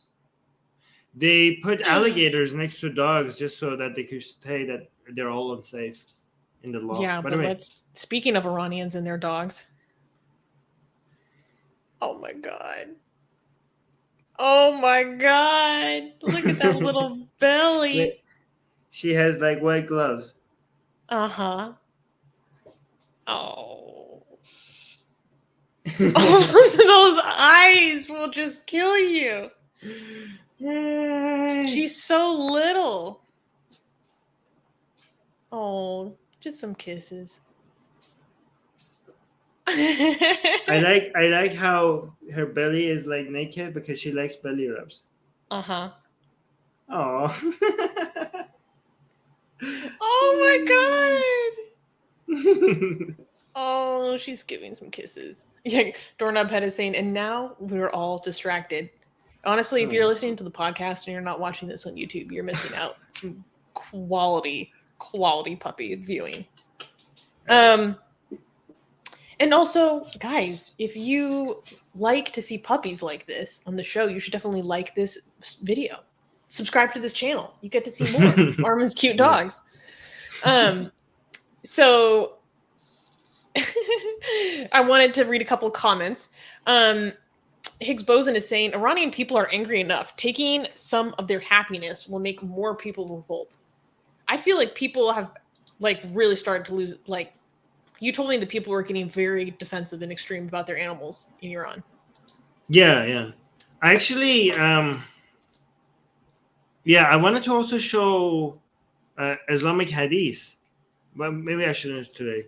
But there's Islamic hadith showing that Muhammad hated dogs. Muhammad he wanted to kill them. There's an Islamic hadith that Muhammad demanded people kill all the dogs, and then apparently they killed this dog of a old lady, and she wasn't happy about it, and the old lady that was just like new there or something, I don't know.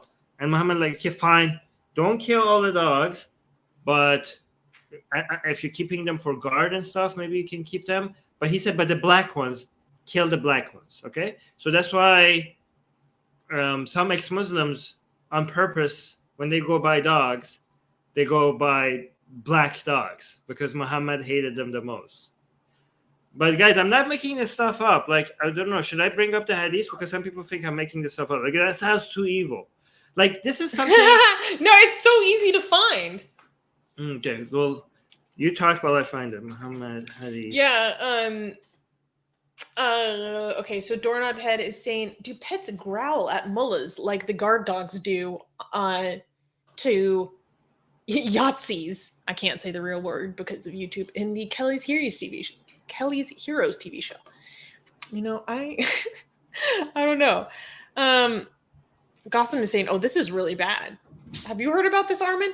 He's saying a few days ago they have killed more than 1,000 dogs in Damavand in Iran. Oh no! Really, I haven't heard of that. Holy crap! And Doorknob Head is also saying dogs give unconditional love, unlike Islam. Oh, here I have found the hadith. By the way, I think this is the most effective way to fight Islam because most people around the world love dogs, and Islam hates dogs. So effectively, I mean, most Muslims don't know. Most Muslims think like, oh no, we don't. Islam doesn't hate dogs. We just like this is najis, and they're lovable creatures, but unfortunately they're najis, so you shouldn't keep them as pets. You could keep them as guard animals, but not as pets. But they're not aware of their own hadith that says like, no, this is not just like, oh, we're not just like, this is not just an unfortunate thing that they're kind of sweet and all, but this is what we have to do because it's a religious ruling. No, Muhammad hated them. Here. So this is hadith. This is Sahih. Where is it? Sahih Dharma Salam. Oh yeah, there we go. Good job. Okay, so it says, I asked the messenger of Allah about all black dogs, and he said, it's a devil. Okay, this is the short version. Okay, so he specifically said because this person apparently knew Muhammad hates black dogs, so he went and asked him, like, what is it about black dogs that you don't like? And he just literally just said, it's a devil. Okay, the black dog is a devil. Okay. So I love his reputation of dog hating precedes him. Yeah, like people are like asking about it. So for hey man, why do you hate black dogs? Okay, so for people who don't know, like there are multiple devils, like there are many devils, and there's one of the devils is Satan or Lucifer or Iblis, right? So we have a big category of jinns, and then within that category we have the category of devils or shayateen, right? And then within that category, there's one person, which is Lucifer. Okay, so let me show you the other hadith that he tells you what to do with the dogs. I think it's this one. This is Sahih Muslim, right? So it says Allah's messenger. Allah's messenger means Muhammad, right? Ordered us to kill dogs, and we carried out this order so much so that we also killed the dog coming with a woman from the desert, right? So apparently they were too thorough with their following of the command. Like, we were like, you told us to kill all the dogs. They were like, okay, you're killing too many dogs now, okay? And then, so Allah's apostle, which meaning Muhammad again, forbade their killings. They're like, okay, you went too far. Well, like, I don't understand. Like, why is he like, why was he surprised? People are like, what do you want? You told us to kill dogs. Like, what? Like, that's what you said. That was your command. So apparently they made an oopsie. Apparently that lady's dogs, they shouldn't have killed, and they did. So Muhammad after that said, the prophet further said, it is your duty, it is your duty, the jet black dog having 2 spots on the eye, for it is the devil. Okay, so now he's like, don't kill all the dogs, but kill any dog that is black but has 2 spots on the eye. That one is the devil. So we have contradictory hadiths, because one hadith says the black dogs are the devil, and this one says that black dogs, a specific kind of black dog, is the devil. Anyway, somebody's the devil. Yeah, I don't know what was Muhammad had a lot of views about different animals. So, for example, what is it? The donkey, when it makes a noise, what is that called? In Persian, we call it ar. When donkey making noises, what is that called? Like, what is that? Yeah, we call it a hee-haw. Hee-haw. Okay, so when a donkey does that, apparently the devil is around. A devil is around. Okay, and when a rooster, what does a rooster do? Is that a name? A rooster does the thing it does in the morning. What do you call that? He crows? No, not crow. What? I know what you're talking about. Okay, when a rooster does what it does, that means an angel is just passed by or something. These are hadiths. These are Islamic hadiths. Okay? Yeah. Also, while you sleep, the devil pisses in your ear. Did you know that? I can't. We should do a hadith episode where we go through ridiculous hadiths. Oh my gosh. We have so many. We would never run out of content. Yeah. Oh, he crows. Isn't that what I said? You did, but I didn't. I thought that was for crows. Okay. I don't know. Oh, wait. I shouldn't have clapped first. All right. Can we clap for the next news? Sure. Next news. The Pope's tour to apologize to Canadian natives met with mixed reactions. Recently, Pope Francis apologized for the abuses done by missionaries within the residential school system run by Catholic staff for centuries in Canada. The abuse includes grave offenses such as familial separation, cultural genocide, systematic physical abuse by staff, childhood sexual abuse, and rampant medical negligence. According to many victims, even though they might no longer be around the abusive environment, the traumas remain and they keep on haunting those who were abused. In an official report from the Truth and Reconciliation Commission of Canada, released in 2015, listed 139 residential schools, primarily Catholic run, which operated until the 1970s. The report found that a total of 150,000 students were sent to these residential schools and over 3,200 children died. Some residential school survivors welcome the apology and do not hold any anger towards Pope Francis himself, while others feel that the Vatican's actions do little to hold the abusers within the Catholic Church accountable. So I wanted to cover this story because over the past 2 years, I think it was really took off I think it was 2020 partially, over kind of this Canada having like a national re-reckoning with the history of the residential school system. And many of these were Christian schools that were state-sponsored. So there are numerous Christian denominations across Canada who have a history of engaging or being part of the residential school system, which the government of Canada called this system in their official reports a system of assimilation and cultural genocide. The Canadian government itself now recognizes this as cultural genocide. And during 2015, after this Truth and Reconciliation Commission, when this report came out, at the time, they officially recommended the Vatican to give a formal apology for this history. And so people have been advocating this for a long time, but even more since 2015. And trying again and again to get this apology. And they didn't think that they were going to get an apology for a really long time. And then through 2020, 2021, there was all this reporting about finding mass graves on residential school sites that could amount to hundreds and hundreds and hundreds of bodies. And when that happened, that caught huge international attention. And many people are saying that incident, that happened within the past 2 years, the Pope's apology now probably wouldn't have happened if it wasn't for that incident. Recent discovery, so to speak. I mean, obviously, no? What? Obviously what? Like, if they hadn't found those things, the Pope's, apology wouldn't have happened? Yeah. I thought it was because they of that. weren't making any effort moving towards that direction, any substantial movement towards that direction for years preceding. And like I said, the government of Canada itself asked for an apology from the Vatican in 2015. No motion. Suddenly this happens. Why do you think they just don't apologize? Like, wouldn't that be good for PR? Like, hey, look, if they just jumped on, if I was them, I'm like, look, we are apologizing so hard. Look how progressive. Look at how hard we're apologizing. Look how we're stepping ahead of anybody forcing us. Like, wouldn't that be good PR? I don't know. Maybe for Catholics themselves, that's bad PR. Like, as a former Catholic, okay, what do you think, Susie? Would it look bad because for us outsiders, it just seems like it would look.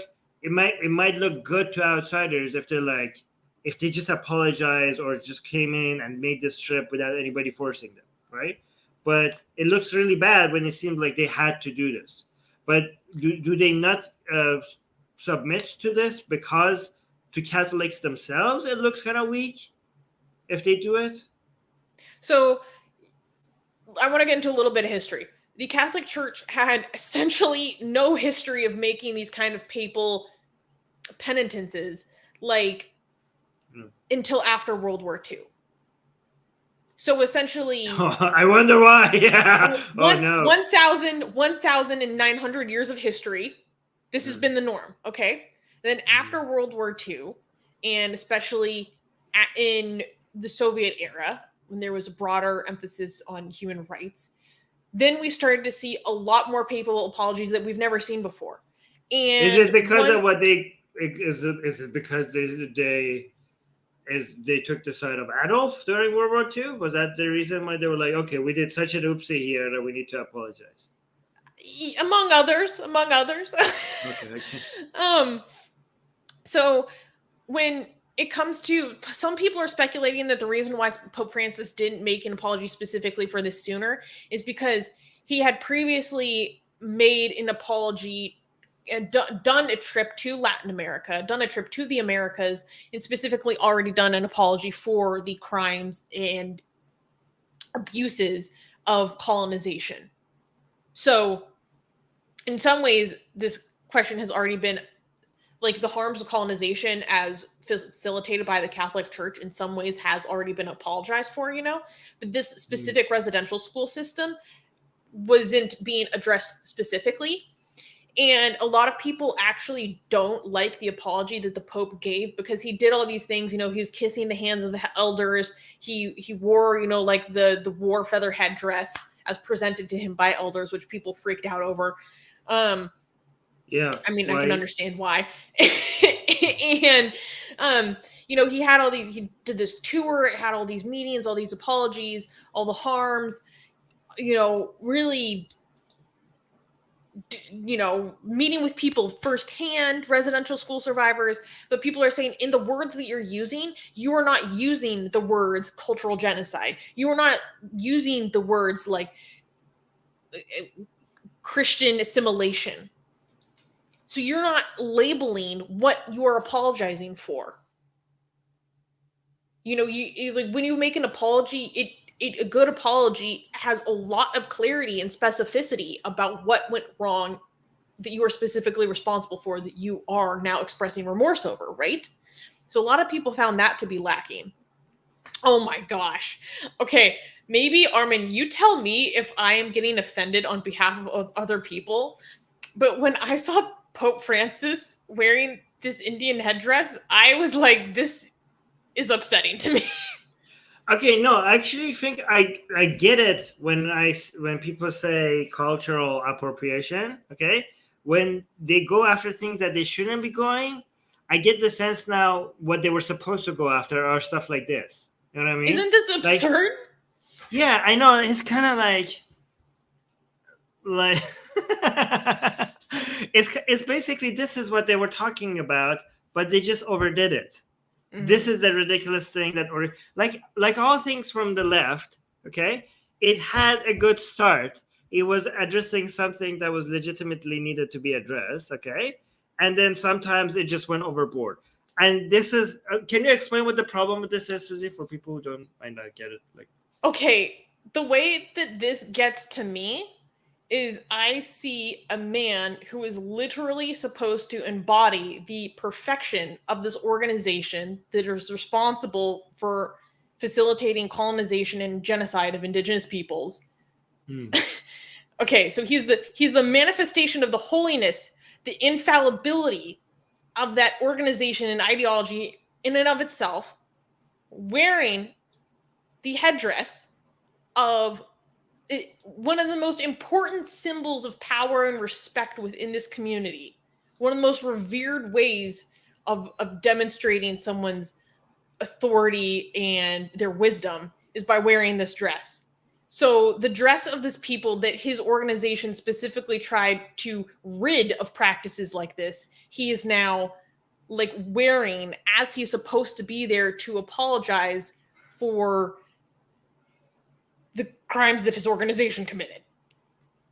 Yeah, the way I would say it is like we did genocide, but look, I have a feather hat on, like, so we cool now. You know what I mean? It's kind of like it's like actions versus gestures. You know what I mean? It's just like, I don't know. It cheapens it. But here's the thing.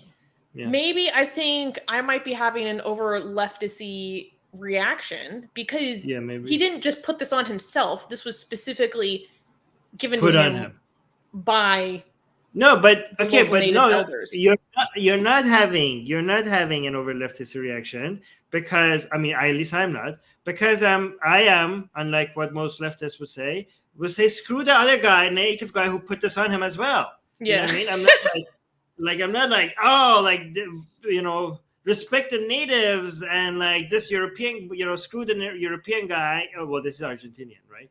Like, screw the symbol of imperialism and be pro like the native guy. I'm like, no, both of you, both the Pope and the native guy, screwed up here. Like, what are you doing? Like, you're putting this like this is about children dying, and you're like, hey, maybe put this hat on to act like this is all, you know, better now. Like, how is this supposed to, like, I don't know. It's kind of, I don't know. Can I find an example? I wanted to find an example, but I think it would be, we would get a strike if I say what I would say. You know what I mean? No. Yeah, I don't know. I was like, oh, this is messy. If I was part of this community, I think I'd be extremely pissed. I mean, I would wear it if I had this, right?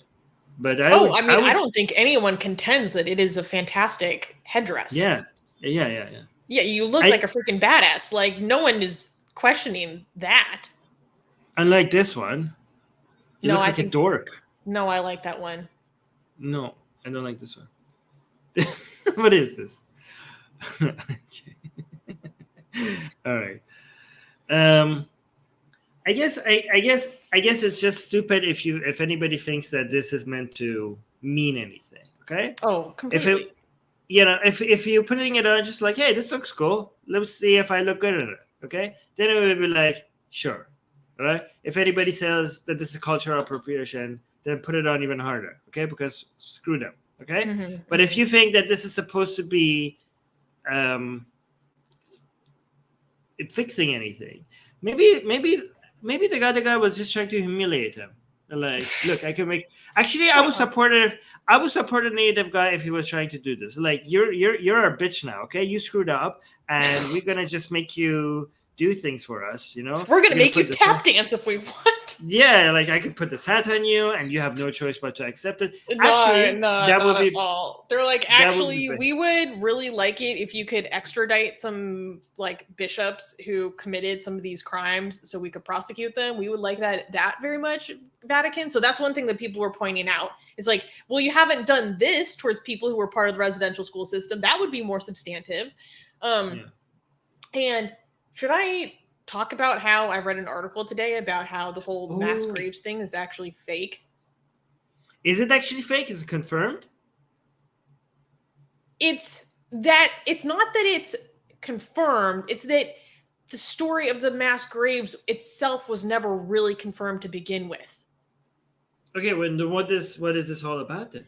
Okay, so basically what happened was there were these observations that were done at these sites of former residential schools where they used some sort of technology. I don't know how it works, basically, but it looks at it can detect distributions of soil in the ground.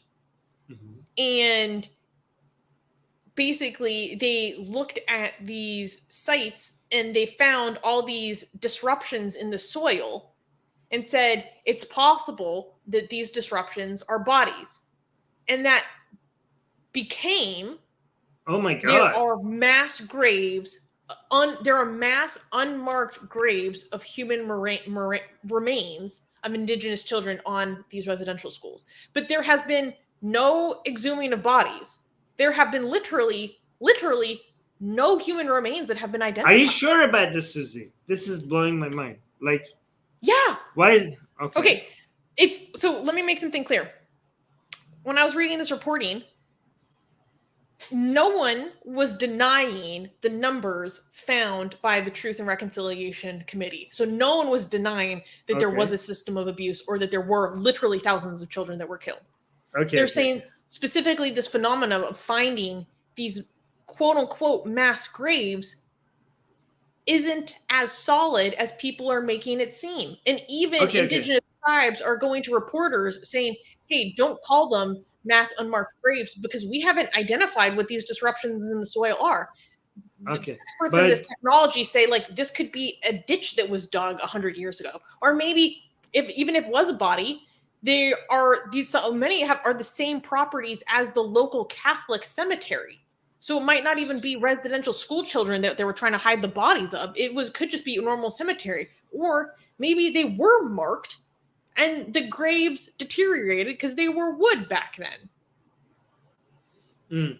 Okay, so wait, but they would still be able to find some remains of that. Okay, so kids still died, but this might not be them. Is that what you're saying? Yes. Okay. And we already knew kids that had died before this discovery. Yes. Of these, okay. But this discovery just made people pay attention to it. Yes. Okay. It might be the only reason why Pope Francis came to apologize. Okay. So, but if it's discovered that this was not mass graves, people are going to forget, like, oh, so this was all for naught, even though the fact of the matter that the kids were still died under those conditions is still real, but apparently people care less about that and more about whether or not these are the kids that died or not. It's not even that these are the kids that died or not. It's like these are additional children. And worse, they'll even say that indigenous people are liars. Oh, okay. When really it was the media making not credible, like using words and phrases like human remains. And they're like, when you go back to look at it, they don't know that it's human remains. They can identify a disruption in the soil, and that human soil, that disruption could be human remains, but it also could very easily be something else. Well, some people might say this justifies us calling these human remains because it ended up leading to more people paying attention to it, even if they weren't. The fact that this happened wouldn't have gotten this much attention if we didn't call these human remains. Okay, well, arguments about justification are different. I feel like that's very shaky ground to start walking down. Yeah, I know, but it worked. I don't think we should encourage it. I'm not. I'm just observing facts. Oh. I'm just making an observation. Oh. Okay. This next news is so funny. Okay. So we can clap then. Mm-hmm. Next news. Islamic preacher claims that women's football causes wildfires. On July 23rd, Morocco's female football team reached the Africa Cup of Nations women's football finals after a 5-4 penalty shootout victory against Nigeria. This milestone sparked controversy after a Moroccan preacher, Hamza El-Khaldi, claimed their success invoked God's wrath and led to natural disasters and economic calamity. He claimed their wins invoked God's wrath because women's football matches are, quote unquote, undoubtedly forbidden because their sports attire is impermissible for Muslim women. The preacher pointed out that watching and broadcasting women's football matches, as well as Morocco's hosting of the tournament, was a huge sin and was subject to undesirable consequences. He remarked on Facebook that, quote, everyone who watches women's matches is without a doubt a sinner, and they should repent to Allah for the great scandal. Recently, Morocco suffered devastating damages due to wildfires. Blaming the football team for natural calamities is minimizing the effort put into the match by all of the athletes. This is so ridiculous. I don't know what else to add. It's just like, just read the news and just like, I don't know what else to add. Isn't that kind of shirky? Like, I'm not shirky, but isn't that kind of like knowing the mind of God? Isn't that kind of like no in Islam?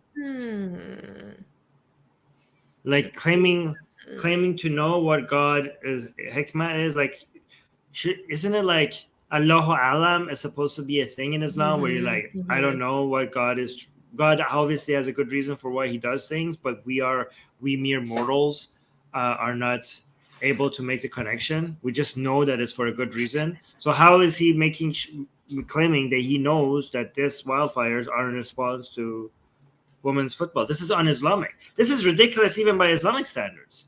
Oh yeah, and there were other preachers. Some preachers backed up what he was saying, and then some were like, "What the hell is he talking about?"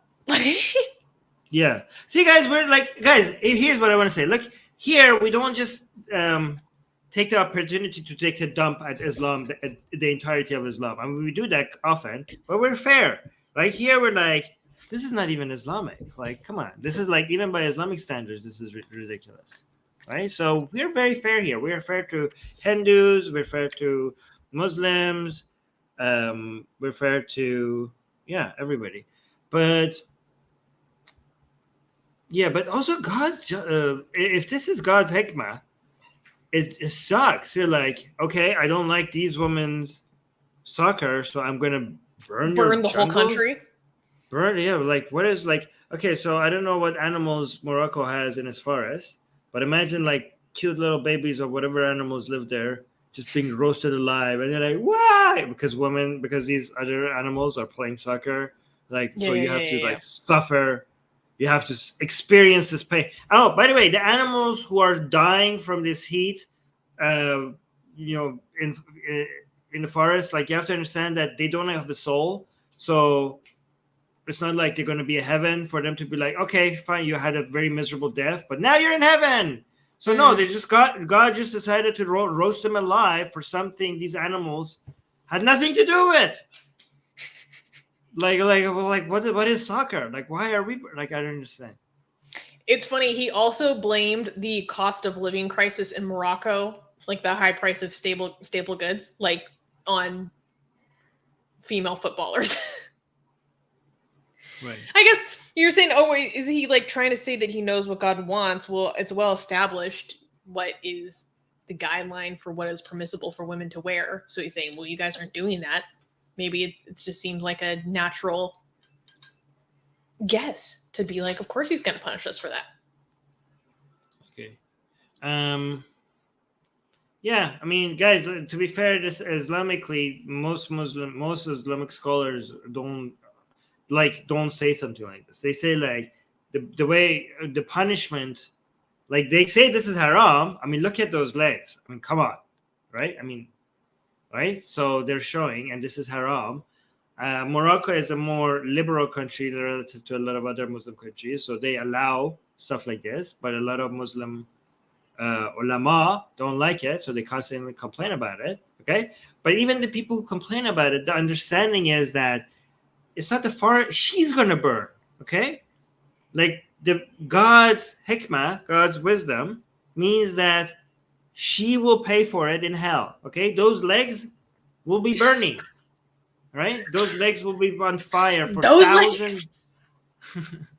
Yeah, no, literally, like because she's sinning. No, the parts of your body that you're sinning with are going to be the highlight of torture in hell. Okay, that's the understanding. Okay, so given that she's showing those legs will be experiencing a lot of pain in hell. Okay, but that's what's supposed to be Islamically. That's what's supposed to be on fire, not the forest.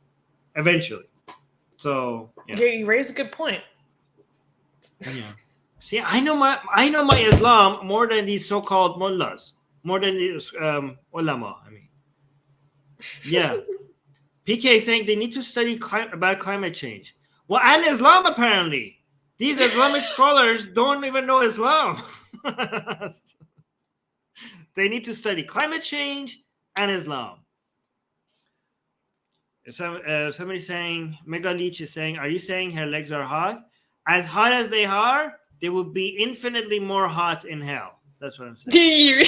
You ain't lying. Yeah. I mean, I don't know. Some men don't like very muscular legs on women. So depends on your taste. All right. Can we clap for the next news? Yes. All right. Next news. Satanism in dress code. Kansas elementary asked to allow satanic symbols. A mother of 3 that attends schools within the Hayes Unified School District in Kansas sent a complaint before the Board of Education about the school's dress code policy that bars students from wearing satanic apparel. Mary Turner told the board that her family has belonged to the Satanic Temple for years. She claimed that the district's non-discrimination policy expressly states that no student will be discriminated against based on their religion. Still, the school specifically bans any apparel that references Satanism on elementary and middle school students. Turner told the board, quote, banning satanic students from wearing clothes that declares their faith while allowing students of all other faiths to wear similar clothing is an act of discrimination. After the board discussion, Superintendent Ron Wilson said he would discuss this with the school administrators and have the dress code back for them to approve on August 5th. So I wanted to talk about this, one, because Satanism, hell yeah. 2, utilizing that Satanism for the purpose of challenging religious privilege, hell yeah. Okay. And 3rd, I'm pretty sure I remember Armin having a creative idea involving a satanic school uniform. I feel like we've talked about that on this show. And I was like, oh my God, it's happening in real life. Oh, this is what I was suggesting? Okay, good. Yeah. Yeah. Fantastic. I'm pretty, people tell me if I'm wrong. I'm pretty sure I remember Armin talking about, like, when it comes to religious school policies, you're like, hell yeah, we need satanic children's school uniforms. Yeah. Okay. Yes, exactly. Because, yes, fantastic. I'm glad it's happening now. And also, I don't appreciate PK in the live chat saying, PK is like, she must be trolling. How dare you? Okay. This is someone's cherished beliefs, family values. Okay. This is something you don't disrespect people's traditions. Okay, PK? Like, okay, Selma Kumar is saying she must be a fan of Atheist Republic. D is saying, Hail Satan. Yeah, exactly. Hail Satan. So what I also thought was interesting was I sent this story to our writers, and then our writer actually found numerous other cases that I didn't even know about in other school districts of students or teachers coming and challenging the school dress code that bans Satanism. And I thought that was so cool that there are actually many, like in Pennsylvania, for example, like they've had success in challenging these dress code policies. Satanism, what I mean to say is that Satanism is in the schools. We did it.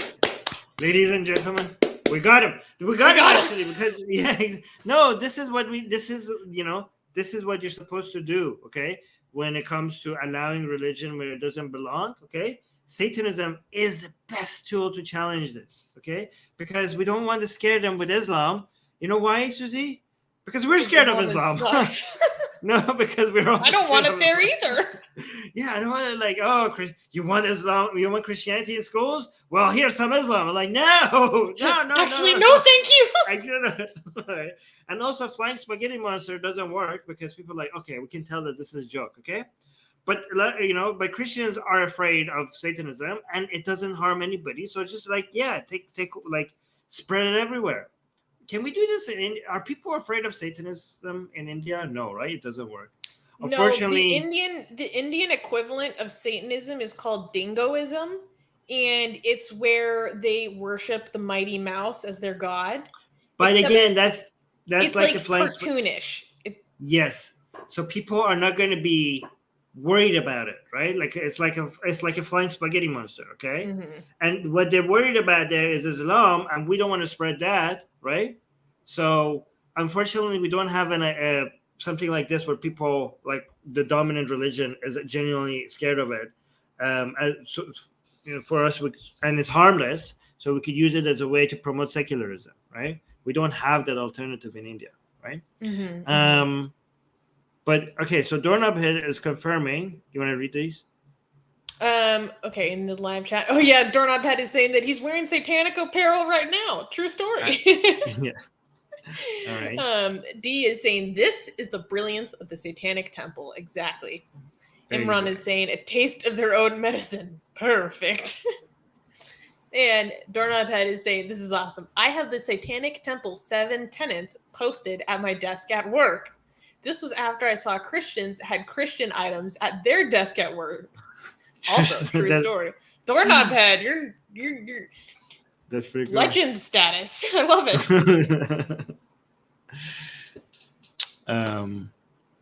Don't try wearing this in a Christian majority state in India. Why not? Is it dangerous? Like, do it. They're Christians. What are they gonna do? They're weak.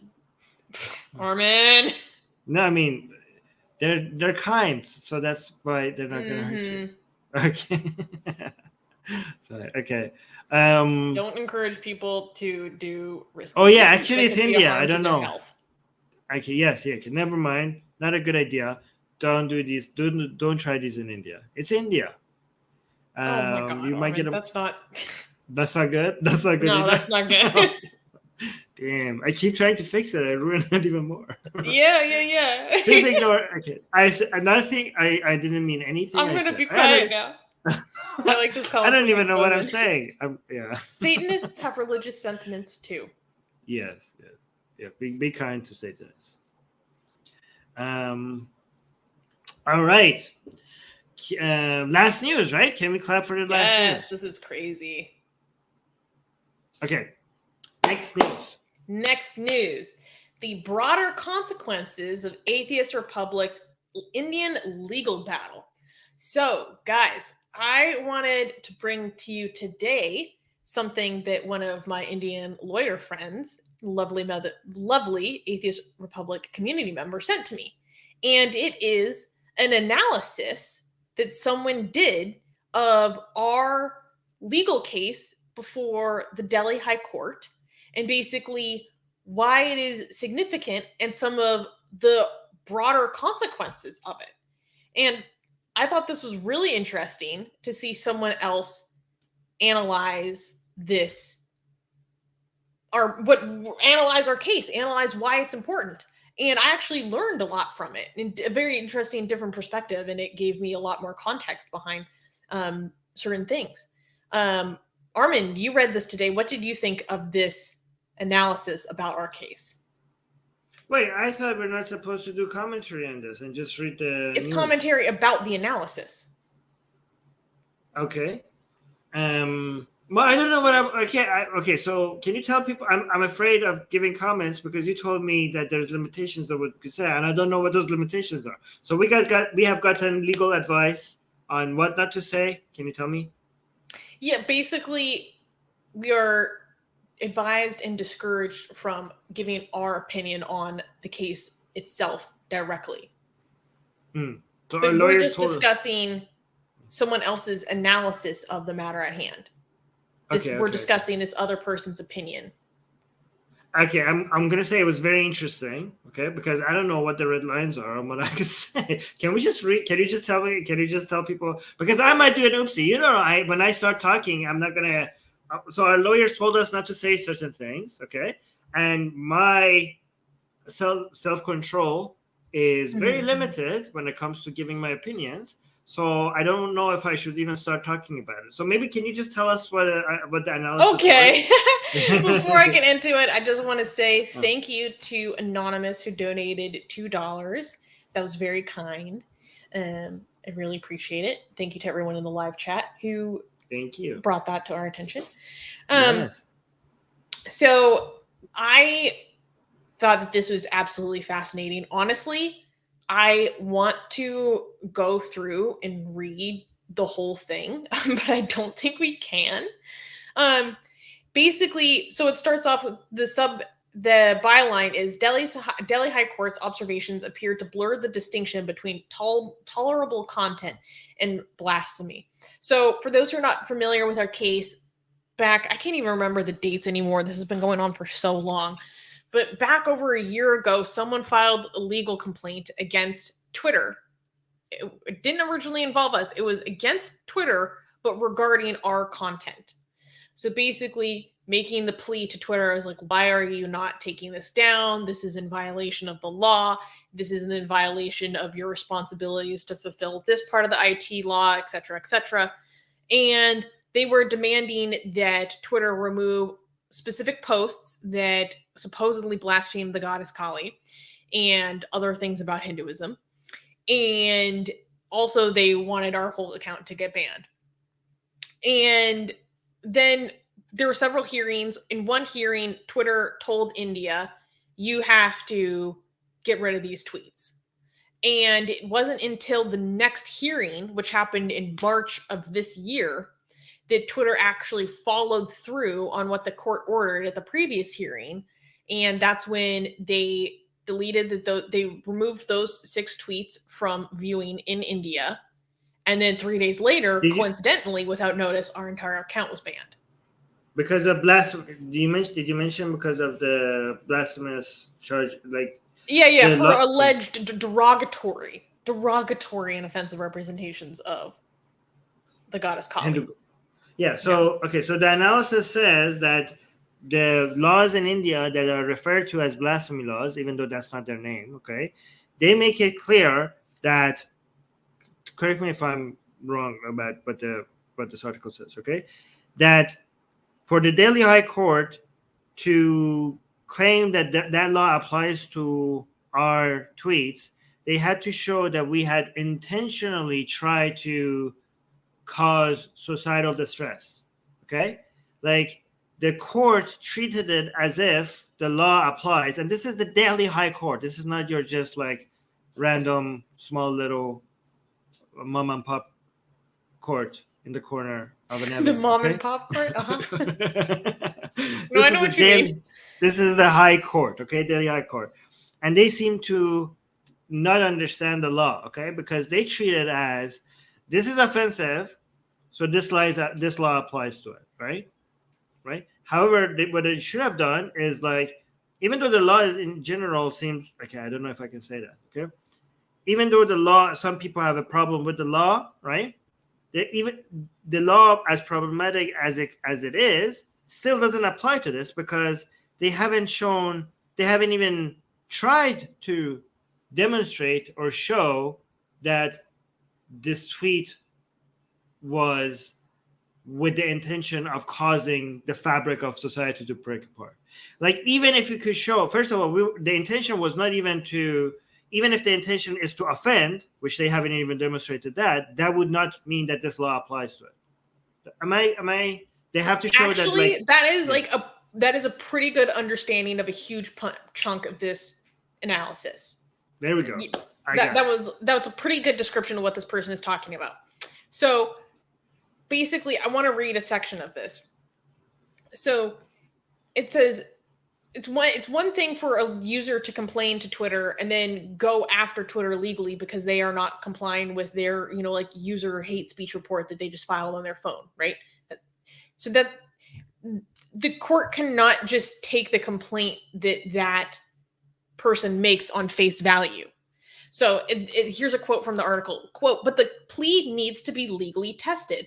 It can't be said that the ingredients of Section 295A of the Indian Penal Code, which is the blasphemy law, are affected in this case, especially if one applies the test of a reasonable person. A reasonable person is an ordinary person of common sense and prudence and not an out of ordinary or hypersensitive person. This is like a standard set by law, what a reasonable person is. It is not as if the Delhi High Court has formed even a prima facie view that the Atheist Republic may be guilty of hate speech. So meaning that the court hasn't even agreed that just on face value for the establishing of a fact, like that that Atheist Republic committed hate speech. And then this was what I found so interesting. It goes into the section in the law on hate speech. In Parvasi Balai Sangtham versus the Union of India 2014, the Supreme Court held that the offense of hate speech is not about causing distress to an individual, but about targeting the social standings of persons, qua their memberships of groups, in a way that opens them up to hostility, discrimination, or even violence. As New Zealander legal philosopher Jeremy Waldron would argue, the aim of hate speech codes is not to protect people from the effect of their feelings, but to preserve, quote, the assurance of their decency of treatment in society. And then it continues. The portrayal of Kali by Atheist Republic may therefore suggest that it may have caused anger and hurt among some users on Twitter, but it is unlikely to have caused anything beyond that, to attract the ingredients of Section 295A so as to threaten the principles of inclusiveness and dignity of a group. Okay, so all those people that filed police reports against us, okay, they apparently don't understand their own law, which you can't blame them. Apparently even your own high court doesn't understand your own law. Most people don't understand. Yeah, but so they were like, we're offended, therefore this is illegal. Apparently, even based on Indian standards, that's not how it works. Well, I wouldn't, according to this analysis. Okay. Yeah, that's fair. So, and then they continue. Therefore, certain remarks by the Delhi High Court's judges while hearing this case on Monday, this was written back then, appeared to blur the distinction between tolerable criticism or caricature of religion and blasphemy. So, yeah, it's blurring the line between what is a caricature, what is satire, and what is blasphemy. The court's observation that Twitter would have been more sensitive had the content been about, quote unquote, another religion, might have been influenced by the facts of the case, which actually, no, I can't say that. But when seen in the context of rising intolerance towards minorities, it is likely to dismay observers. One only hopes that the judges were merely responding to the contentions of the parties before them. And then this analysis digs into how the court compared us to Trump. Yeah, by the way, guys, I never thought in my life I would say the High Court of a High Court in India, okay, the Delhi High Court, would be comparing the Atheist Republic to Trump. Susie, did you ever think that you would be compared to Trump by a Delhi High Court? Holy crap, even you saying that now was so crazy. No. Okay. I never did this. So, like, one of my life accomplishments that I didn't know that I would. This was not on the bingo card. We got that out of the way. Okay. Yeah. All right. How are we, Susie? Explain to me, how is the Delhi High Court think that we are like Trump? Explain. Okay. For the longest time, I didn't actually understand it very well. It still seemed so out of left field for me, but this analysis helped me understand the comparison they're drawing a lot more, actually. Mhm. So, Twitter's actions against Donald Trump. Twitter can be accused of not acting fast enough to warn the atheistic organization, which is accused of repeatedly posting blasphemous content about the Hindu deity. The High Court has also asked Twitter to show it in the law. The High Court has also asked Twitter to show it the law that states action against offensive tweets can only be taken following a court order. So they're basically saying, like, Twitter is like, well, we didn't do this because we weren't forced to. We didn't have an order to do so, so we're not going to take action against this person. And the court is saying, well, who says, where in the law does it say that you have to wait before you are compelled to take action against someone? And that's where they brought up Trump. So let me break this down to you for people who don't get what's happening, okay? So the Delhi High Court wanted Twitter to take down our tweets and our account before it even got involved, right? So the Delhi High Court is like, how dare you, Twitter? Well, that's the implication. I wouldn't say they wanted it, but that's the implication is, based on this analysis, it follows that line of reasoning. Okay, well, let me make my point. Okay, the Delhi High Court seems to be suggesting that why are you making us ask?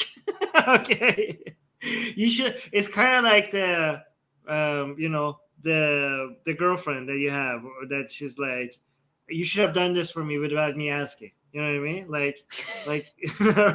The Delhi High Court is telling United States, like, you should have already known this. Like, this is, I'm offended that you didn't take action without me actually officially complaining to you. Okay? I had to ask. And so the Twitter, sorry, asking Twitter. Twitter is like, what?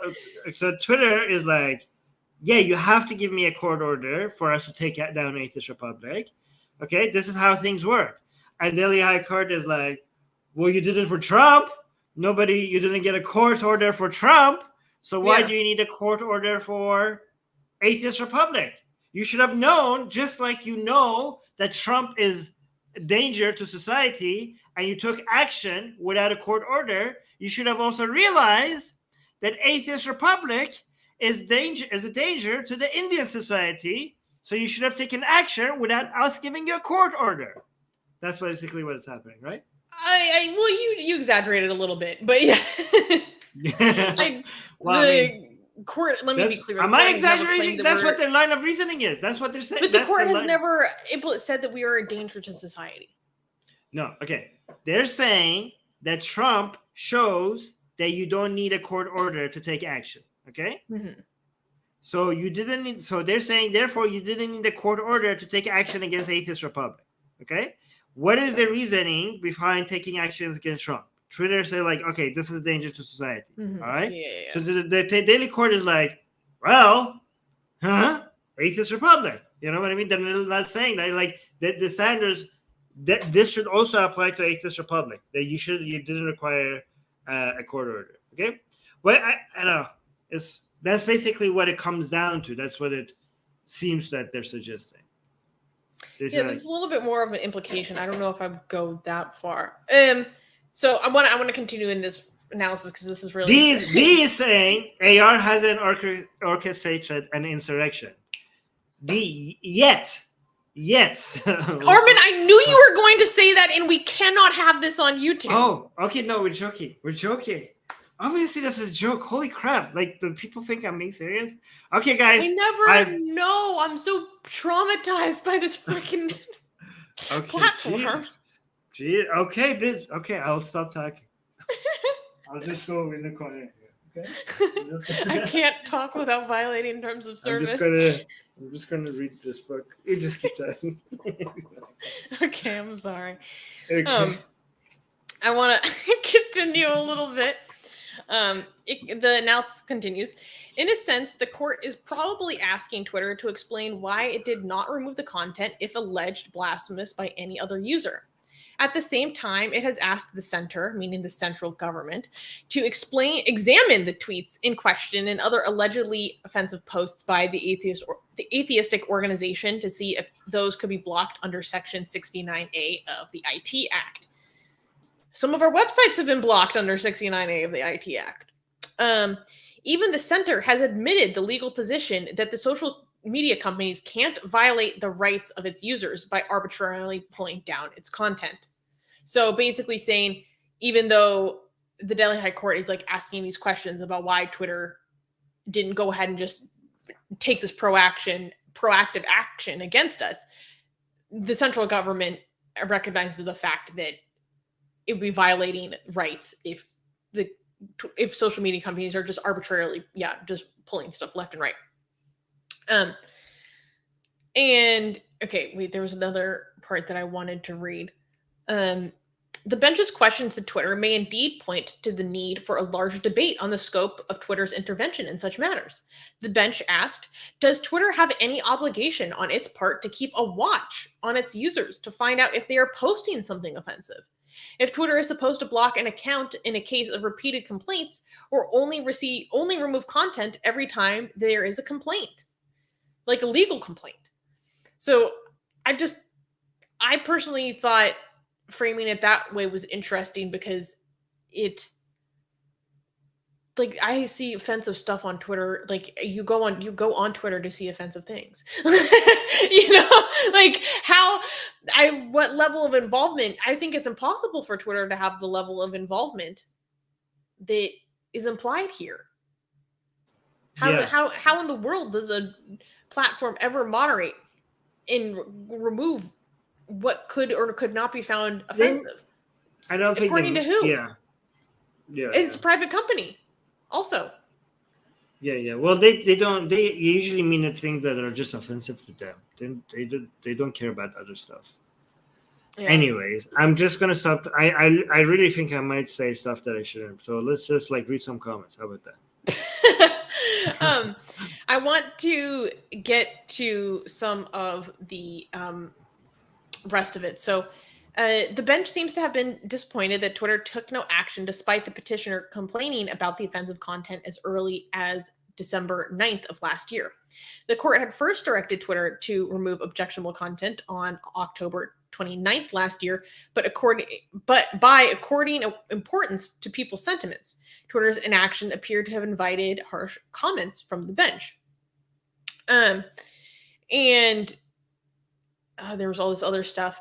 So, by the way, before I just want to remind people that we're talking about the High Court, a High Court in India discussing drawings of goddesses, of a goddess. Okay, this has become this. They're angry and they're targeting Twitter over a drawing of a goddess. And this is the case that these people are taking seriously, because sometimes we get lost. We're talking about legal issues and what is blasphemy law in India and what is Twitter guidelines, and can they enforce these laws out of India's borders? And this is what is the precedence for this? What is the legal justification for this? And sometimes we have to take a moment to step back and appreciate how ridiculous all of this is, right? That all of this is just about a drawing. Okay, just wanted to remind. And but I wanted. Oh, yeah. Okay. Yeah, I wanted to get into the the consequences from this, though. Okay. Can I admit something? Okay, can I admit something? I saw you send me a private chat. Okay, and I'm like, oh no, she's gonna. Is she telling me that I've gone too far? Is she telling me to shut up, Armin? No, it's a link. Thank Callie. It's just a link. I didn't do an oopsie. Okay. So for what I liked about this analysis, though, as a wrap up, is what they said about kind of the broader consequences of this. What is the fallout or some reason why this is important? So according to this analyst, they say, quote, the Atheist Republic's content on the goddess Kali may not qualify as an artistic work similar to that of the eminent painter M.F. Hussain, against whom frivolous complaints were filed and which were then later quashed by the Delhi High Court. But should the Delhi High Court not consider whether an atheist organization and its followers have the right to spread their beliefs without hurting the sentiments of the believers? Merely asking Twitter to submit to the demands of a few complainants without examining the merit of their complaints will be tantamount to legitimizing the heckler's veto. And what is this that you have me brought up? Oh, this is, I figured since we're talking about our legal case in India, I would like to share with you guys where you can support us in this legal battle. So we had our last hearing last March, and we have another hearing in September, which is approaching surprisingly quickly. I'm like, oh my God, September's around the corner. And so if you guys would like to help us in our various legal cases in India, because there are more than one, you can help us at GoFundMe. Wait, I should put the link in the description. Yeah. Also in the live chat. By the way, we already received about $4,700. So that has helped us a lot. Like, guys, like all the lawyers that we're talking to you about, like the fact that they're fighting for us and the courts and like talking to, like, this is because you guys donated. Like 137 people donated to us, almost $5,000. So like we're only 300 short. So thank you for that, because we wouldn't be able to even defend ourselves even a little bit without you guys donating. So thank you. Yeah, so you can find a link to support this in the description. I also just put it on the live chat. Or if you just go to GoFundMe and say, help us fight Hindu-Extremists, you can donate there. And this will help us against all of the different forms of judicial harassment that are trying to censor our expression, our beautiful representation of Kali. And a Kali that represents, love, sexual liberation. She's unbridled, unbridled sexual liberation.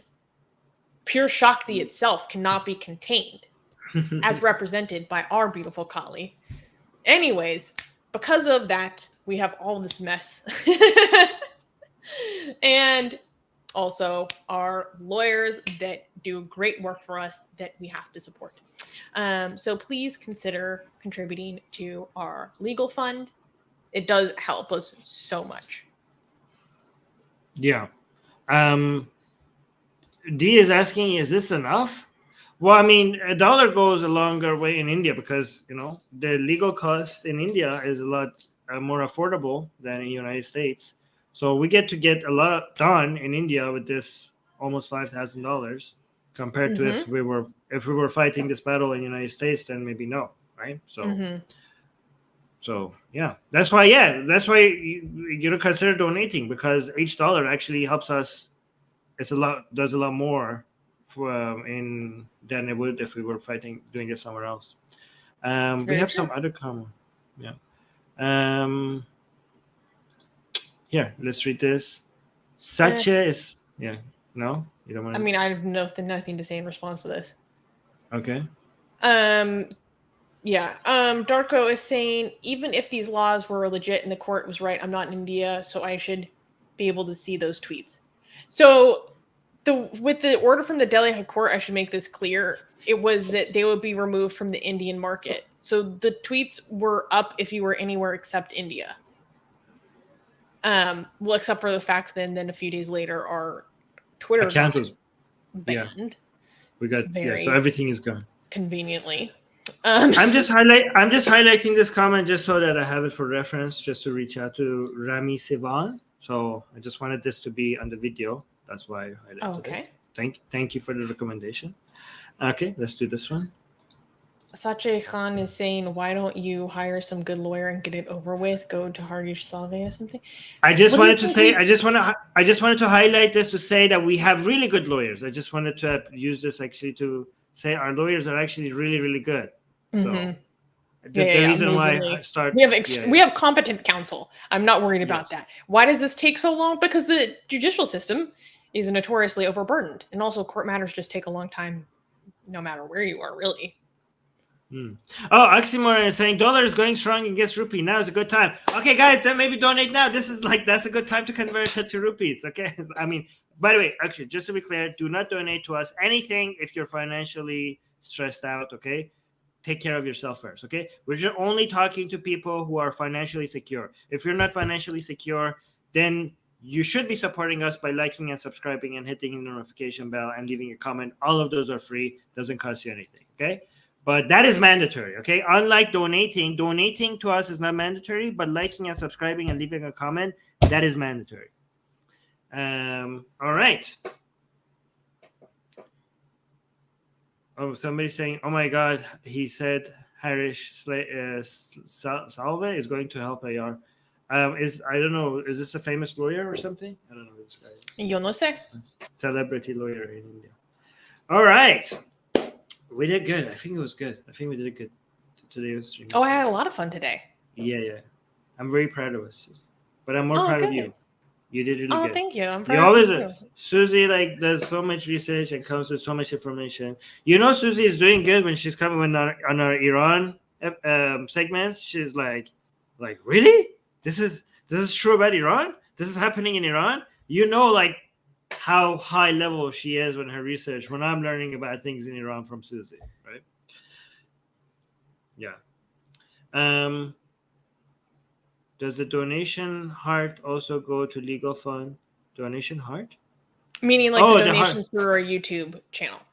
Well, okay, with that, we can, for that goes to anything is necessary. Like, for example, if the donation from the GoFundMe is enough, then we go and use our other fund to cover that. And that will, so with the donation on the heart, we could use it on anything, including the legal situation. So yes. If need be, yes. Forever Stormy saying, nice stream, Susanna. So, she's basically treating me like a potato. Okay, what about me? Why thank you, Forever Stormy.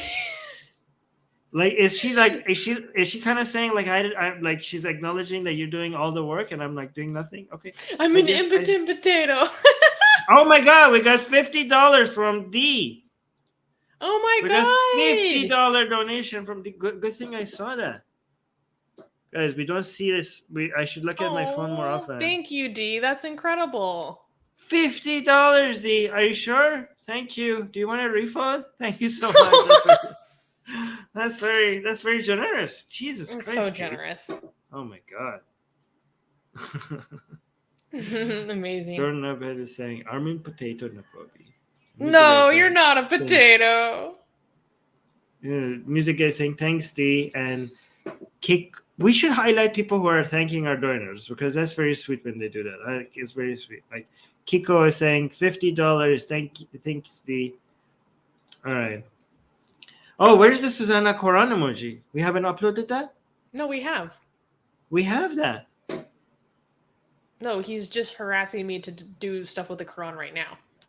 Oh, okay. No, but okay, let's use this as an opportunity. If you want to have access to our emojis, which includes the Quran, Susanna licking the Quran, check out, if you're a member, check out the emojis. There's one that you could do. Why don't I have access to it? Yeah, you could do a Quran licking, or Susanna licking the Quran, okay? Consider supporting. Another way to support us is becoming members. Link in the description. Right next to the subscribe button. Mohammed saying, thanks, D, you are beautiful.